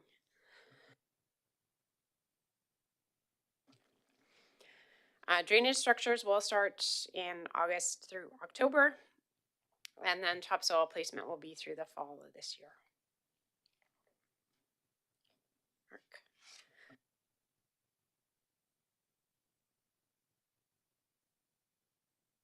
There we go. Okay, Your Worship, Mayor and Council, I'm going to present on the financial side of it. So this slide here is basically what you've seen before, with the outlining what the total project funding is. The one new column we've added, which we haven't included before, is the interest on grants. So when we were approved for when we got the money from the province, that money was given to the town in whole. So we've been incurring interest on that. So since the project, we've incurred $1.4 million of revenue of interest on it. So we've included that into our program funding because that's eligible to be used for the program. So our program funding is $82.54 million now. Previously, we had some grant applications in that were in process. There was a DFFP one and another one. We weren't successful on those, but we're still exploring a couple grants. There's still an FCM grant for trees out there for $1 million, which we're trying to get. And there's the new intake of the PP, the Drought and Flood Protection Plan for the province in place. We're looking at some grants to apply for that. And the FCM, the Federation of Canadian Municipalities, just came out with a new grant about it within the last month for flood work that it's eligible. So we're looking at some applications for that as well. So those are still in the works. Program cost. So this identifies all the program costs from 2019 on, so the 6.5 years of the program.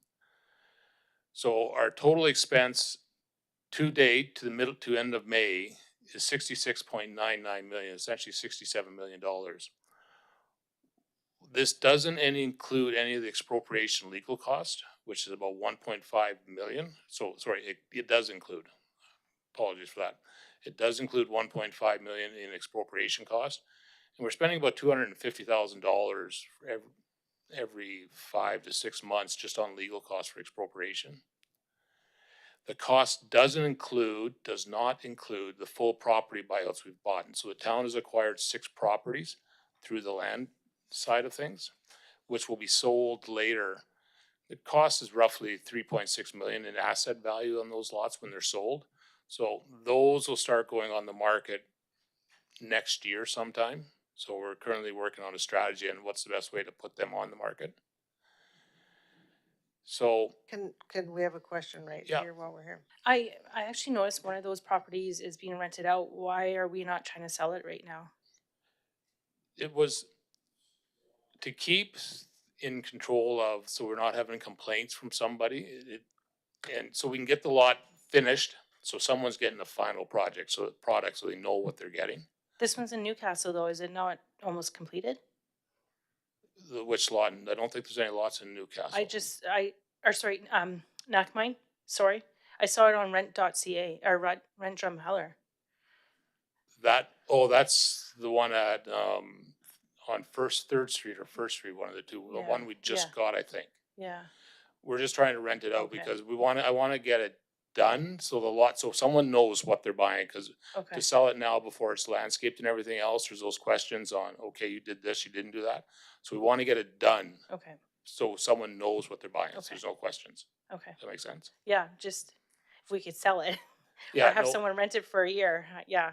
Anyway. Yeah, so one of the strategies we're thinking of, we've got 6 lots, so do we put them all on at once? Do we put them on in pieces? Just what's that strategy? So over the next few months, there's going to be some talks with the local real estate people about the best way to strategize doing that and how we go about doing that. So that's going to happen. So the one thing I want to bring up is, we'll get to in the next slide, that in 2024, we had originally used about $15 million in cost.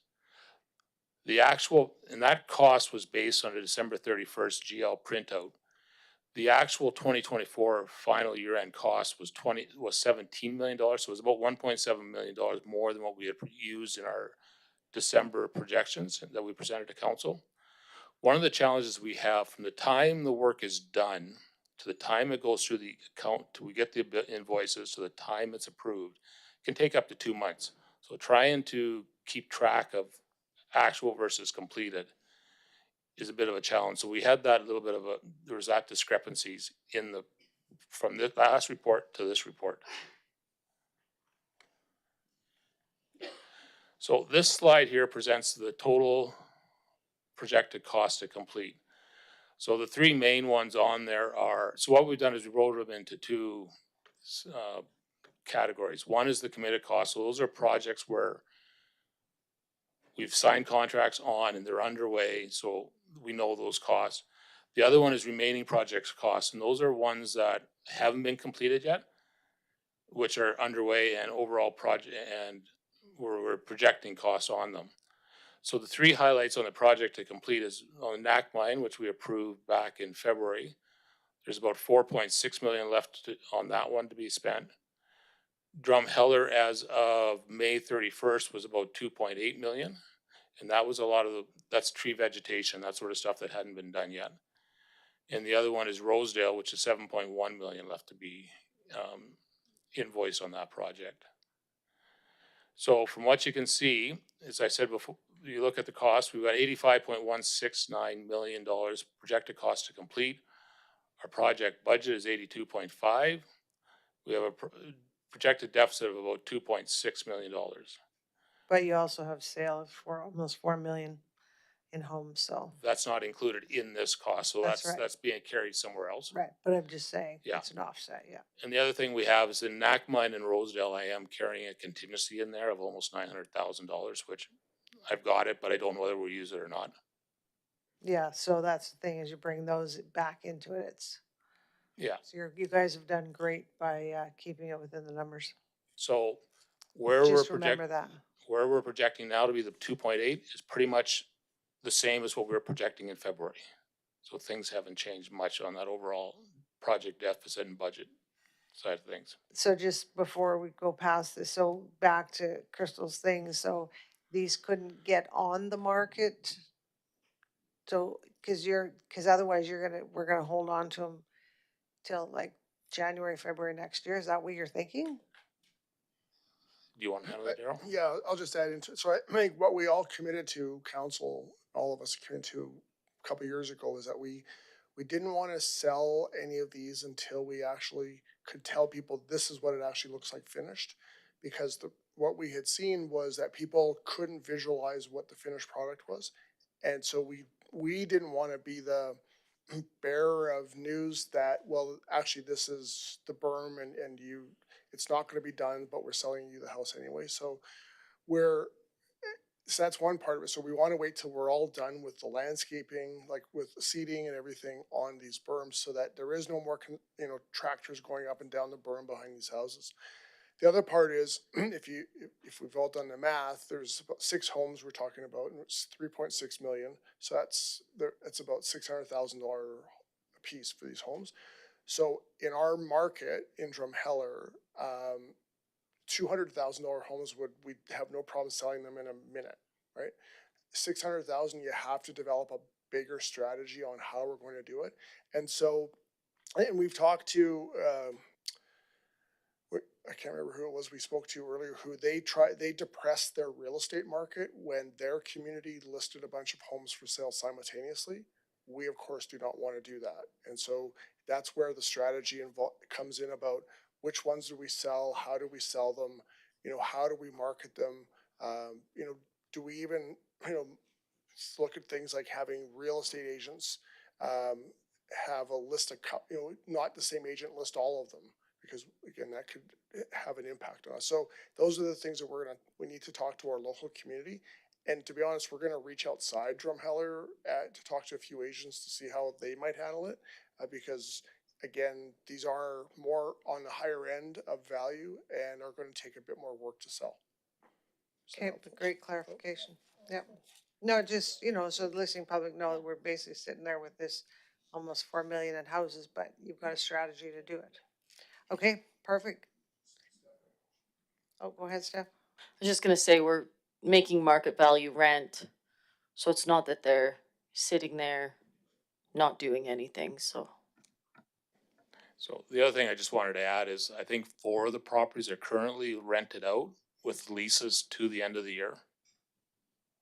So our rental leases are to the end of the year. Oh, that's good to know too. Yep. Thank you. Okay, slides again. So some of the increases have been, the overall budget's gone up a little bit here. So a couple of the increases is $250,000 in expropriation legal fees that keep adding up.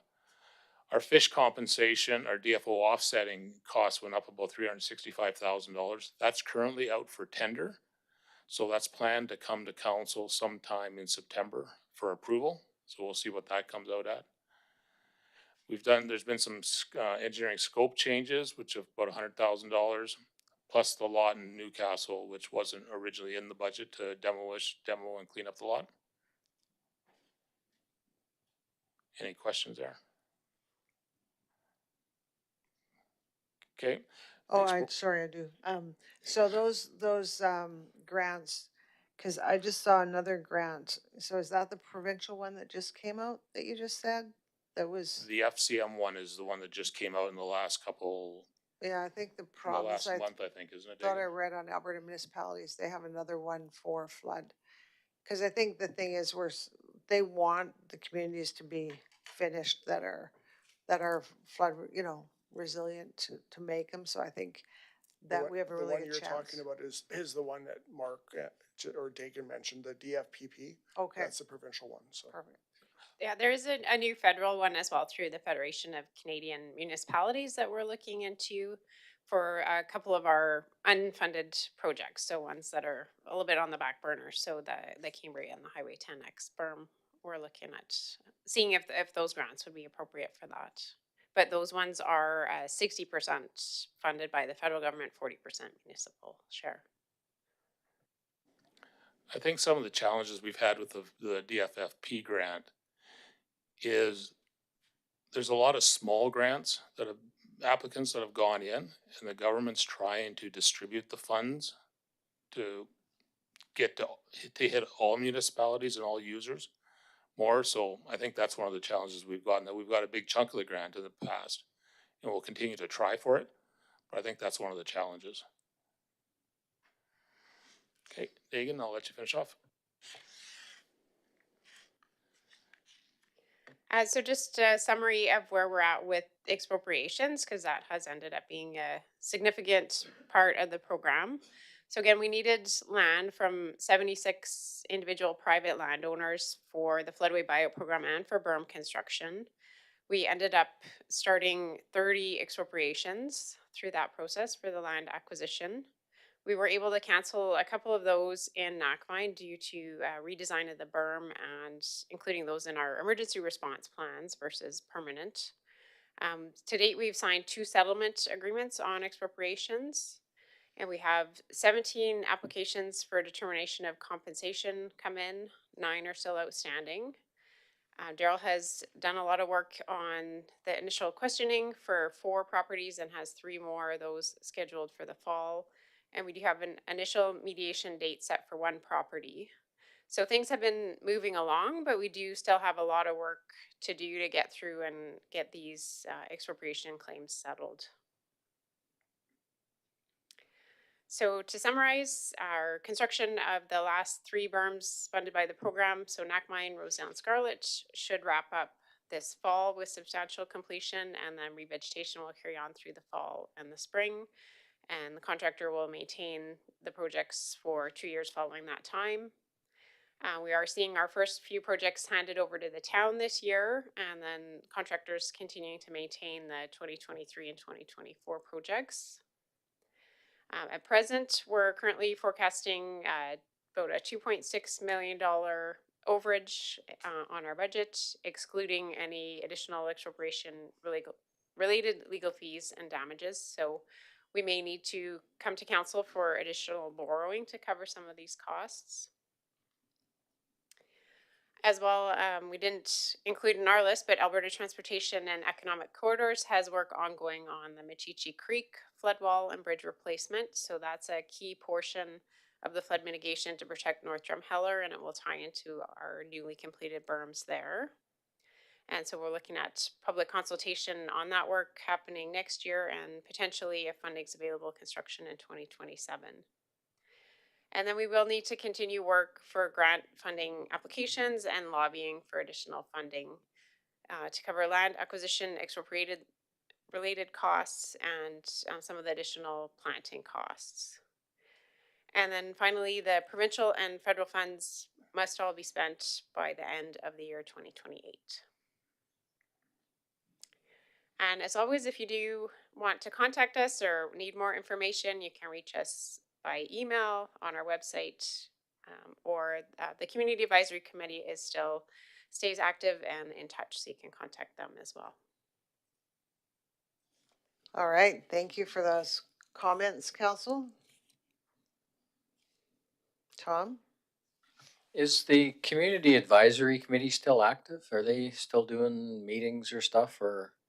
We're meeting with them on a quarterly basis, and so we have a good discussion about work's progress, and as well they bring to us concerns from the community, and they do reach out to us on an ongoing basis as well, sharing concerns that they're hearing from their neighbors.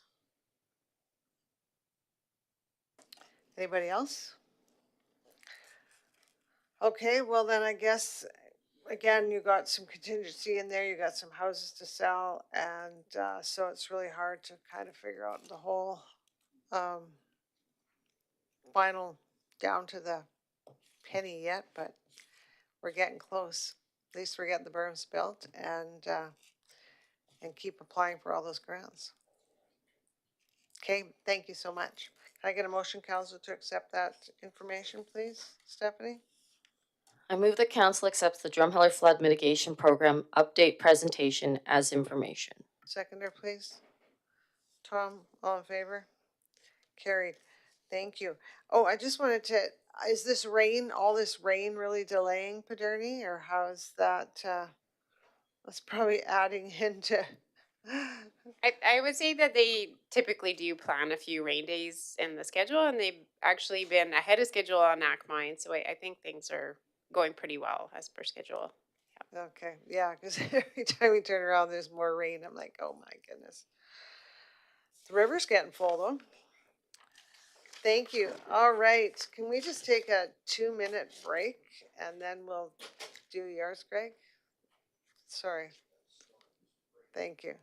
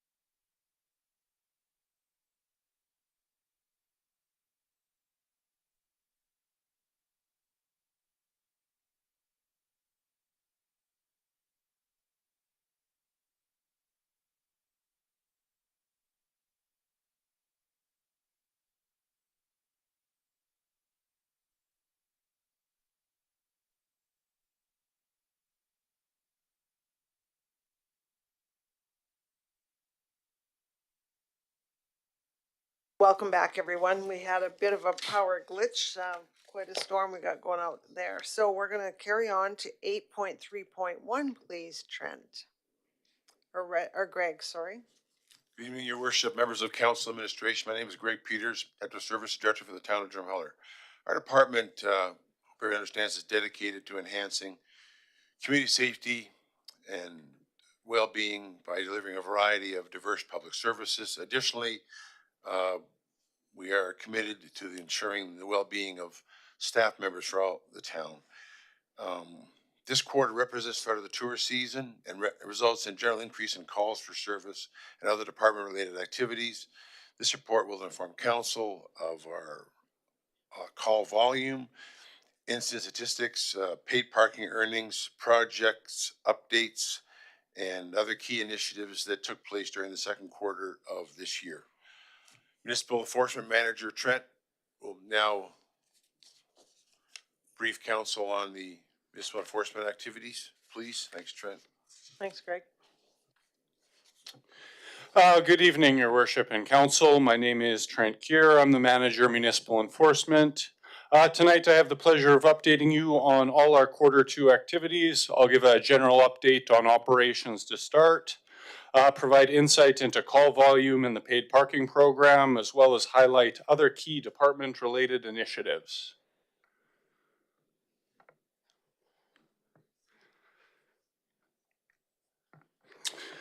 So as you can see from the chart in front of you, at the start of quarter two, we were very short-handed. Due to an illness and a position vacancy, it was only myself and the director available for enforcement calls for a good part of the month of April.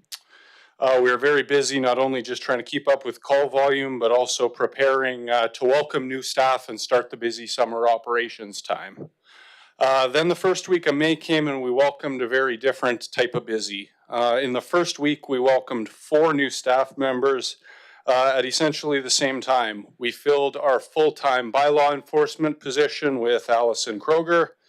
She's a local to Drumheller. She's recently completed her criminal justice degree with Lethbridge College, and she has spent past summer seasons working with infrastructure services. So she's very familiar with the community and organization as a whole. So far, we're very impressed with her work in the position, and she's fitting in very well at the office as well.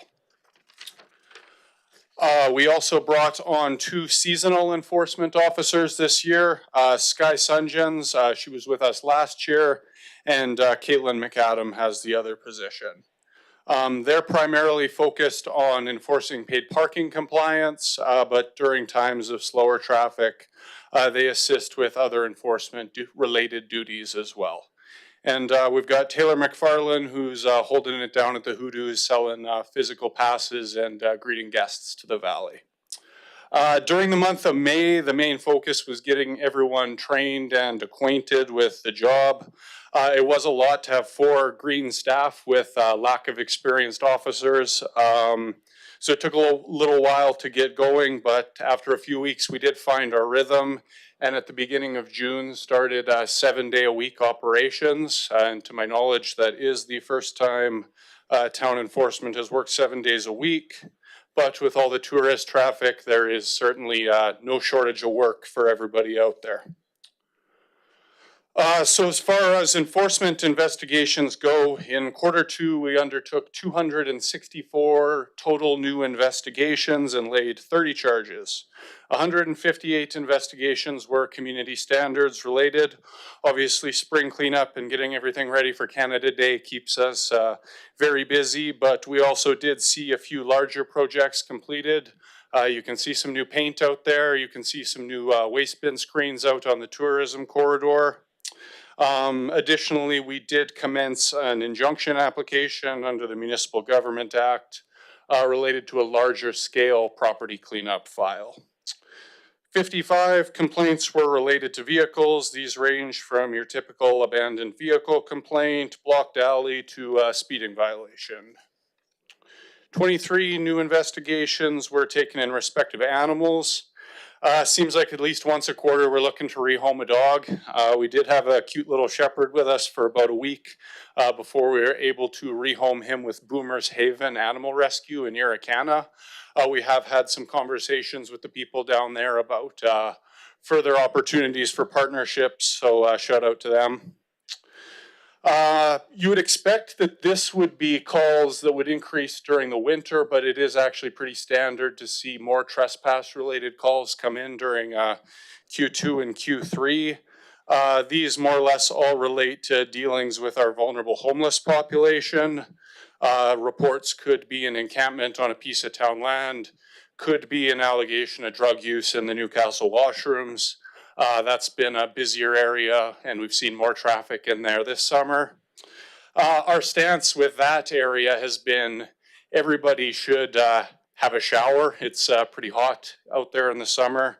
I don't smell smoke in the bathrooms right now. I don't see damage in the bathrooms right now.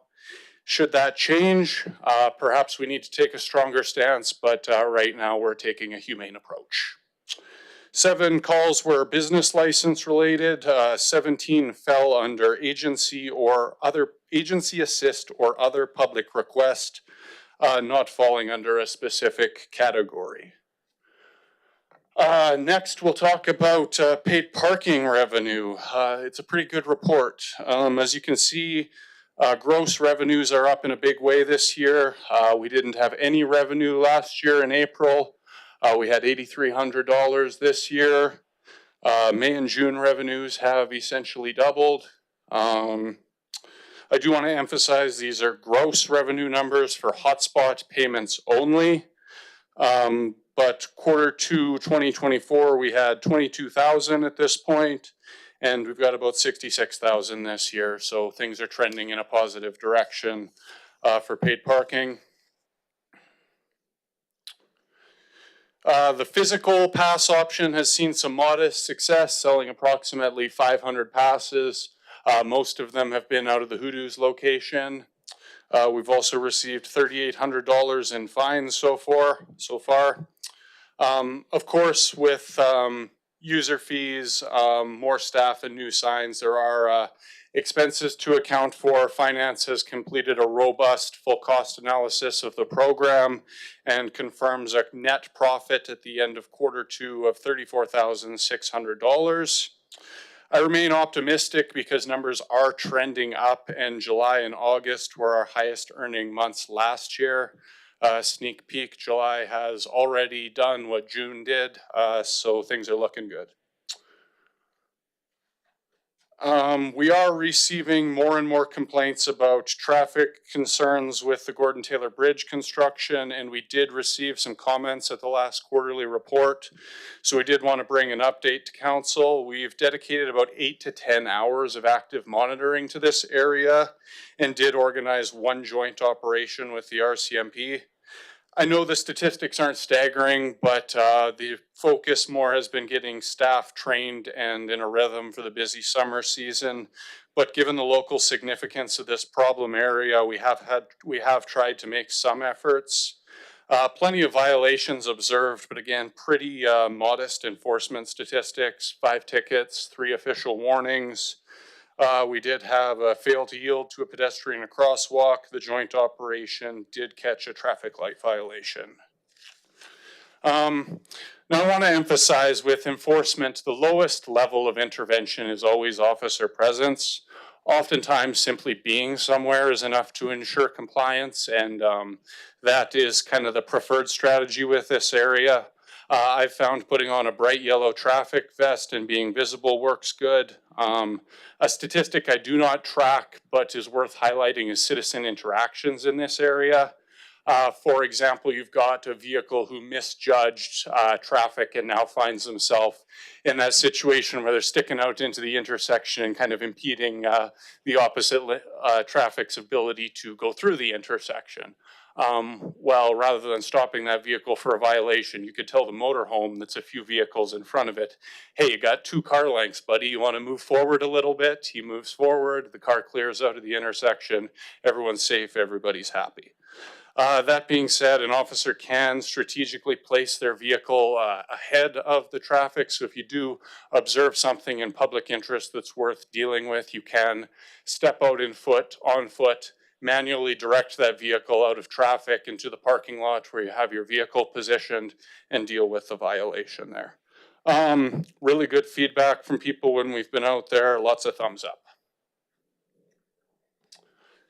Lastly, our kennels project is almost done. Canadian Fence Limited built the custom enclosures you can see pictured here. And we do have some cat and isolation kennels on order. We are looking to come under budget slightly, $3,200 under budget with this project that will greatly assist us in our animal control duties. So overall, very diverse quarter and strong efforts made by all staff members during what is a busy time of year for us. I do anticipate quarter three being as busy, if not busier than quarter two, and we look forward to tackling all the new challenges it brings. Thank you so much, Trent. Comments, questions? Tom? Yeah, I was wondering if you ever get out as far as the little church. I've been in conversation with a couple of people that basically volunteer to clean the church, to kind of keep it in repair. And some of their comments are, kind of disappointing. People in there with mud all over everything, and just disrespectful kind of behavior. Do you ever get out there to look at that at all? That area is definitely lower on the amount of patrols it would receive, obviously being kind of on the edge of our jurisdiction, and that property is privately owned, so we're a little hard pressed to do too much enforcement for what's going on inside the little church. But I can absolutely speak with staff and make sure we get more presence in that area. Crystal? So just a clarification on the paid parking hotspot revenue. Does that include the day passes that are sold as well, or just on the app? That was just, those revenue numbers presented were just hotspot numbers. Okay, and so the day passes, do you know how much that was? I believe it was roughly $8,000. Okay, no, it's just good to know because it just keeps going up, which is great. Thanks. And the positive thing about the day passes as well is we don't have to pay any fees to hotspot on those. That's direct earnings straight to the town. Anybody else? Patrick? Just curious, last time we updated at the end of the last parking season, we had talked about fines and our ability to collect them. Have we been able to collect them? Has it been hard? Have many gone to court? Are they mostly voluntary or? The payments noted in this report are all voluntary. There is a process for recouping fines through the provincial system. It is challenging at this time with myself being the only one, or Greg as well, that has access to the Alberta Motor Vehicles Information System to rewrite all those fines on provincial tags and mail them is extremely labor intensive, and we are looking at alternate methods moving forward into next year. Anybody else? Go ahead. So if residents still need to have help signing up, are they still able to call you, go to BCF? This is for their resident permit. Yeah, absolutely. We welcome all phone calls, and I know the BCF staff are happy to help as well. Trent, is there anything we can do, or Greg, for that emergency lane? Because I got a message from a resident the other day who was going, coming across from the north to the south in the line like everybody else, and this vehicle come flying up the side one, and they didn't really notice the person, and until they were going up their way, and then they got to the lights on the other side, and these people are giving them the finger, and I mean, they were in the wrong lane. They were in the emergency lane. Is there anything we can do to? And then the other thing is they come through, cut up Poplar Street there. I know that there was a letter to the editor in the paper this week about, maybe I don't know how we can stop that, but I mean, it's just, it's almost causing like road rage. And I don't know how to tell people, like, you know, you spend 5 hours scrolling on a phone, but you can't sit in line for, you know, 20 minutes to, I mean, we have to get the bridge fixed. It is what it is. And we're grateful that we actually have, you know, the province is actually fixing our bridge, because without our bridge, we're paralyzed. So I don't know how you know, awareness, obviously, when you guys are out there, people don't try and play the game, but yeah, I don't know. No, when we're in the, us or the police are standing there, there's rarely anything going on. A lot of this is bad manners, as well Yeah. as being an infraction. It's always just bad driver manners.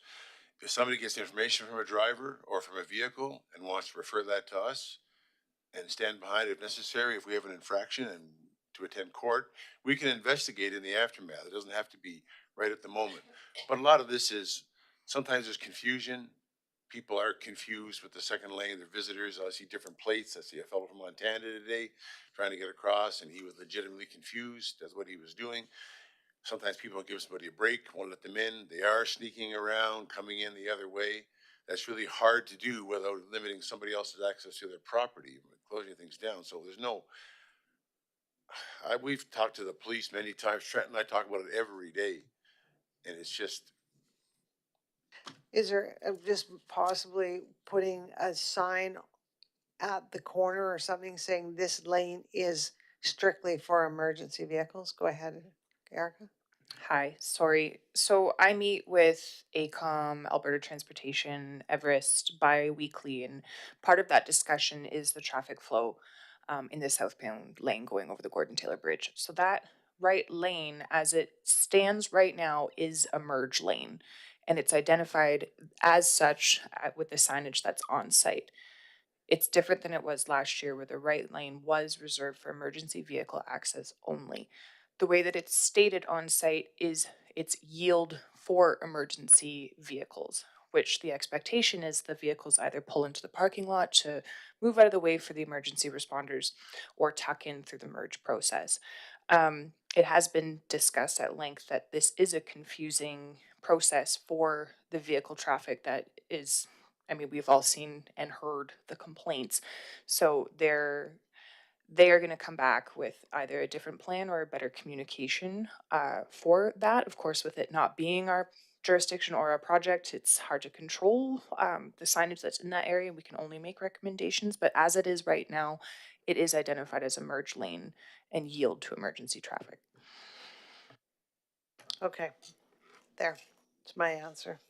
All right. Well, thank you both, and Greg and your team, for all the work you guys do, because it's definitely noticed and the community is really looking great. So thanks so much.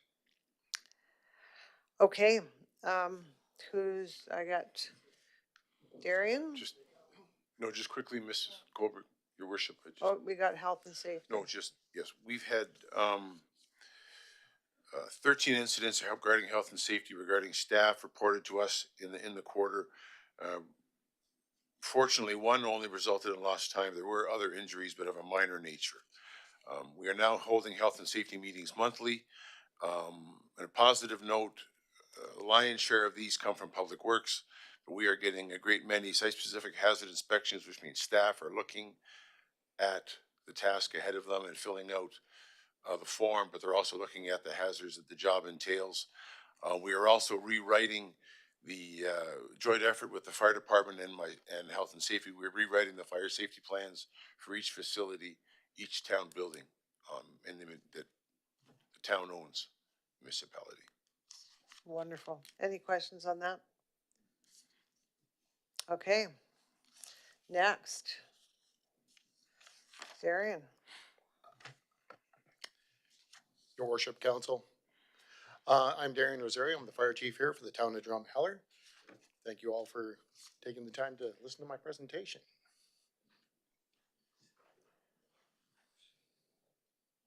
Very good.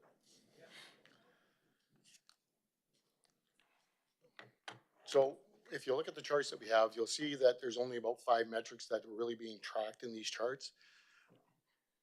Internally in my records management software, I track about 30 metrics.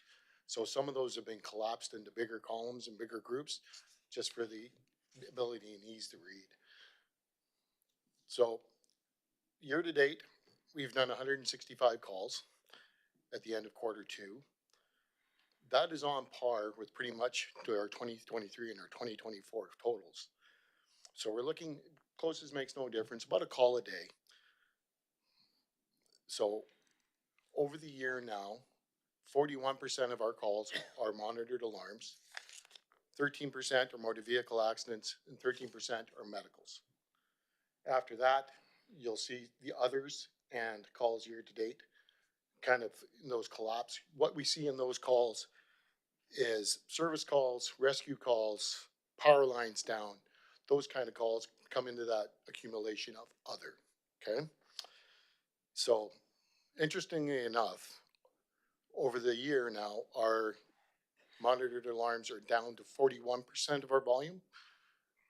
Previous, in the last 2 years, in the first 2 quarters, it was 51%. So we've seen about a 10% reduction. Now, we have now started enforcing and running with our new 25-24 fire bylaw. It's too early to tell now. We don't have all the statistical data, but it looks like that is part of the reason why our call volume for monitored alarms is dropping.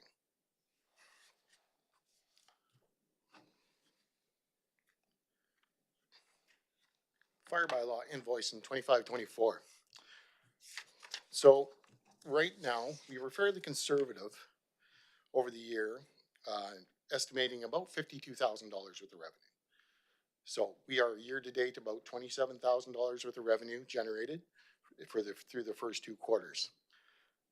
That number's a little low because as of the time where the report was made, we still had another week and we had an extremely busy week. So we're probably about $5,000 short on that. So as it looks like at this point, we're going to hit that revenue projection. That being said, through the fire bylaw and billing, one of our monitored alarm businesses that was very habitual has now taken the steps to update their fire alarm system, modernize it. So the hope is that we won't be hearing from them unless it's a real event.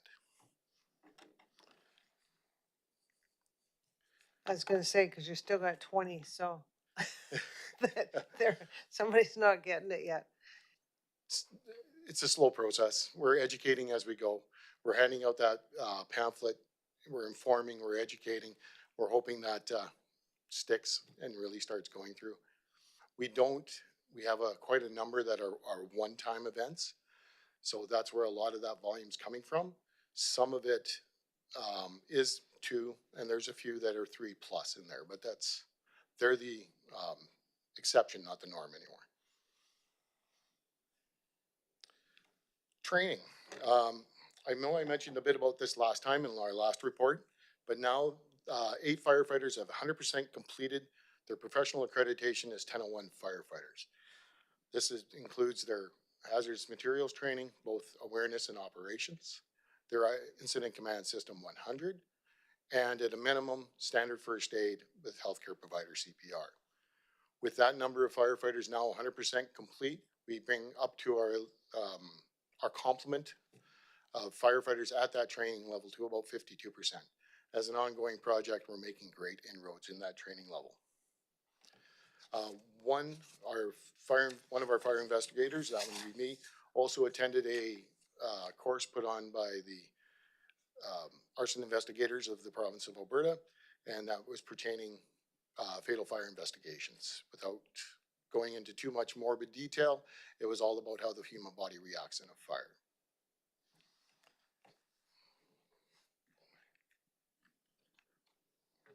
So maintenance. So I wanted to bring this up just so for clarity for the public of how much mandatory maintenance that we do, and to describe and talk about one of the budget updates and overruns that we have as well.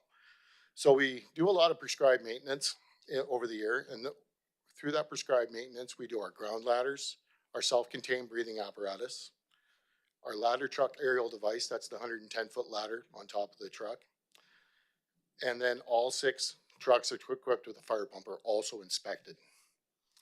Out of those 6 trucks that were inspected, 1 of them did fail its pump test. So we did ask Director Chan to add some money in the last budgetary update. I believe that was about 2.5 months ago. And that repair cost us about $18,000. But that pump is now completely rebuilt and you can almost consider it a zero-time device. So that is the 10-cent tour. And unlike the flood people, I'm rather happy about the rain. Any comments? Tom? So the firefighter certification, first question, does the town pay for that? Is that a course that they have to take and it costs money and the town pays for that? Absolutely. Yeah. So us as the employer, even though they're volunteer firefighters, we are still considered the employer. So it's on us to make sure we ensure that we have the competent worker.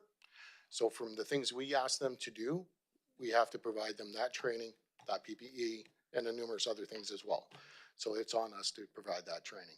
We are doing it in a fairly cost-effective way because we do have a number of in-house trainers and evaluators for the programming.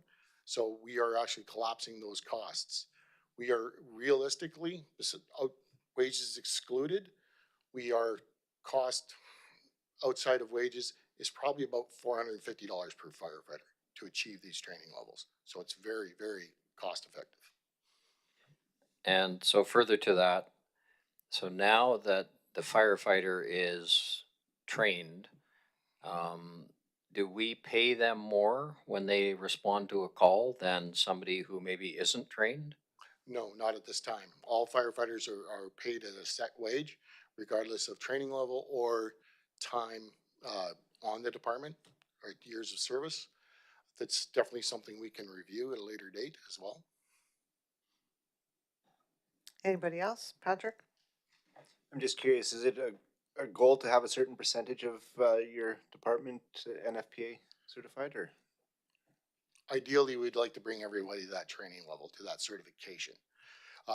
That being said, the competent worker is not always gauged 100% by an actual certification.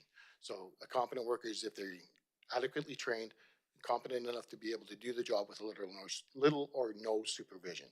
So through our biweekly drills, we do cover those job performance requirements of the NFPA. So we're teaching those firefighters and putting those skills in their hands.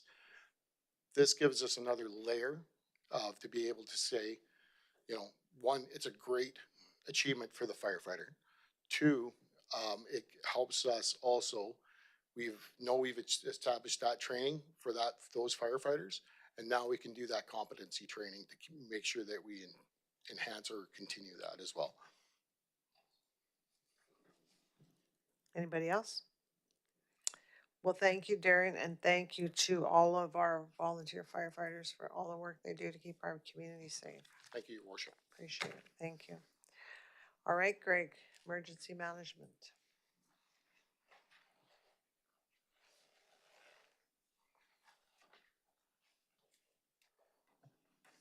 With the assistance of Trent, we had a agency meeting at the end of April, which we always invite a great many of local partners, business, government agencies, utilities, and we don't get everybody to attend, but we do the best we can. Our AEMA rep will attend, and we go over several things: emergency readiness, contributory, our assistance to each other, things like that. We're going to hold another one, I think, because we had not a bad turnout, but Trent and I felt we could have had more than we did in April. But at any rate, we did have a what was advertised or media as a high water event, the rainfall matter in June. We went through some preparation, messaging from comms, patrols and work and checks in the area by Greg Storch and myself. Luckily, the morning that everything was supposed to be bad, the only warnings on the Rivers app were of water shortages, all located in the south. the rainfall didn't turn out to be as anticipated and as media projected, and Weather Canada. I was in contact with many of my people that I know in various levels of provincial, federal government, lands peoples, city of Calgary, emergency management, anybody that I could think of to gather as much information as possible at the time. And a lot of the comparisons in the media and on the news were to 2013. But when I collectively talking to all these people, which helped me tremendously, there wasn't the amalgamation of terrible things that happened in 2013 present at this time. If there was indeed this inundation, this torrent of rainfall, there wasn't the combination of events and conditions. So people I consider much smarter, much more alert than I am, they do this all for a living. Yes, we're concerned, but not thinking it was going to be the cataclysm initially thought. We continually work to train staff in the incident command courses, and Trent has been overseeing some upgrades and changes to the emergency operations center to bring it into line with what was originally thought of. Thank you. Thank you, Greg. Any questions? All right. Well, thank you, Greg, all your team, and all you guys for all your work you do and the great quarterly report. Well informative. Okay. So, council, can I get a motion to accept that, please? Stephanie? I move that council accepts the 2025 Q2 quarterly report of the Emergency and Protective Services Department as information. Seconder? Crystal? All in favor? Carried. Okay, so now we are going to move into closed session, and on the agenda right now, it says 9.1 and 9.2. We will be tabling 9.2 to a further meeting, so could I please get a motion, please? Crystal? I move that we table 9.2 private investment opportunity, ATIA 19 disclosure harmful to business interests of a third party be tabled to our future council meeting. Seconder, please. Patrick? All in favor? Carried. And can I please get a motion for 9.1, please? Patrick?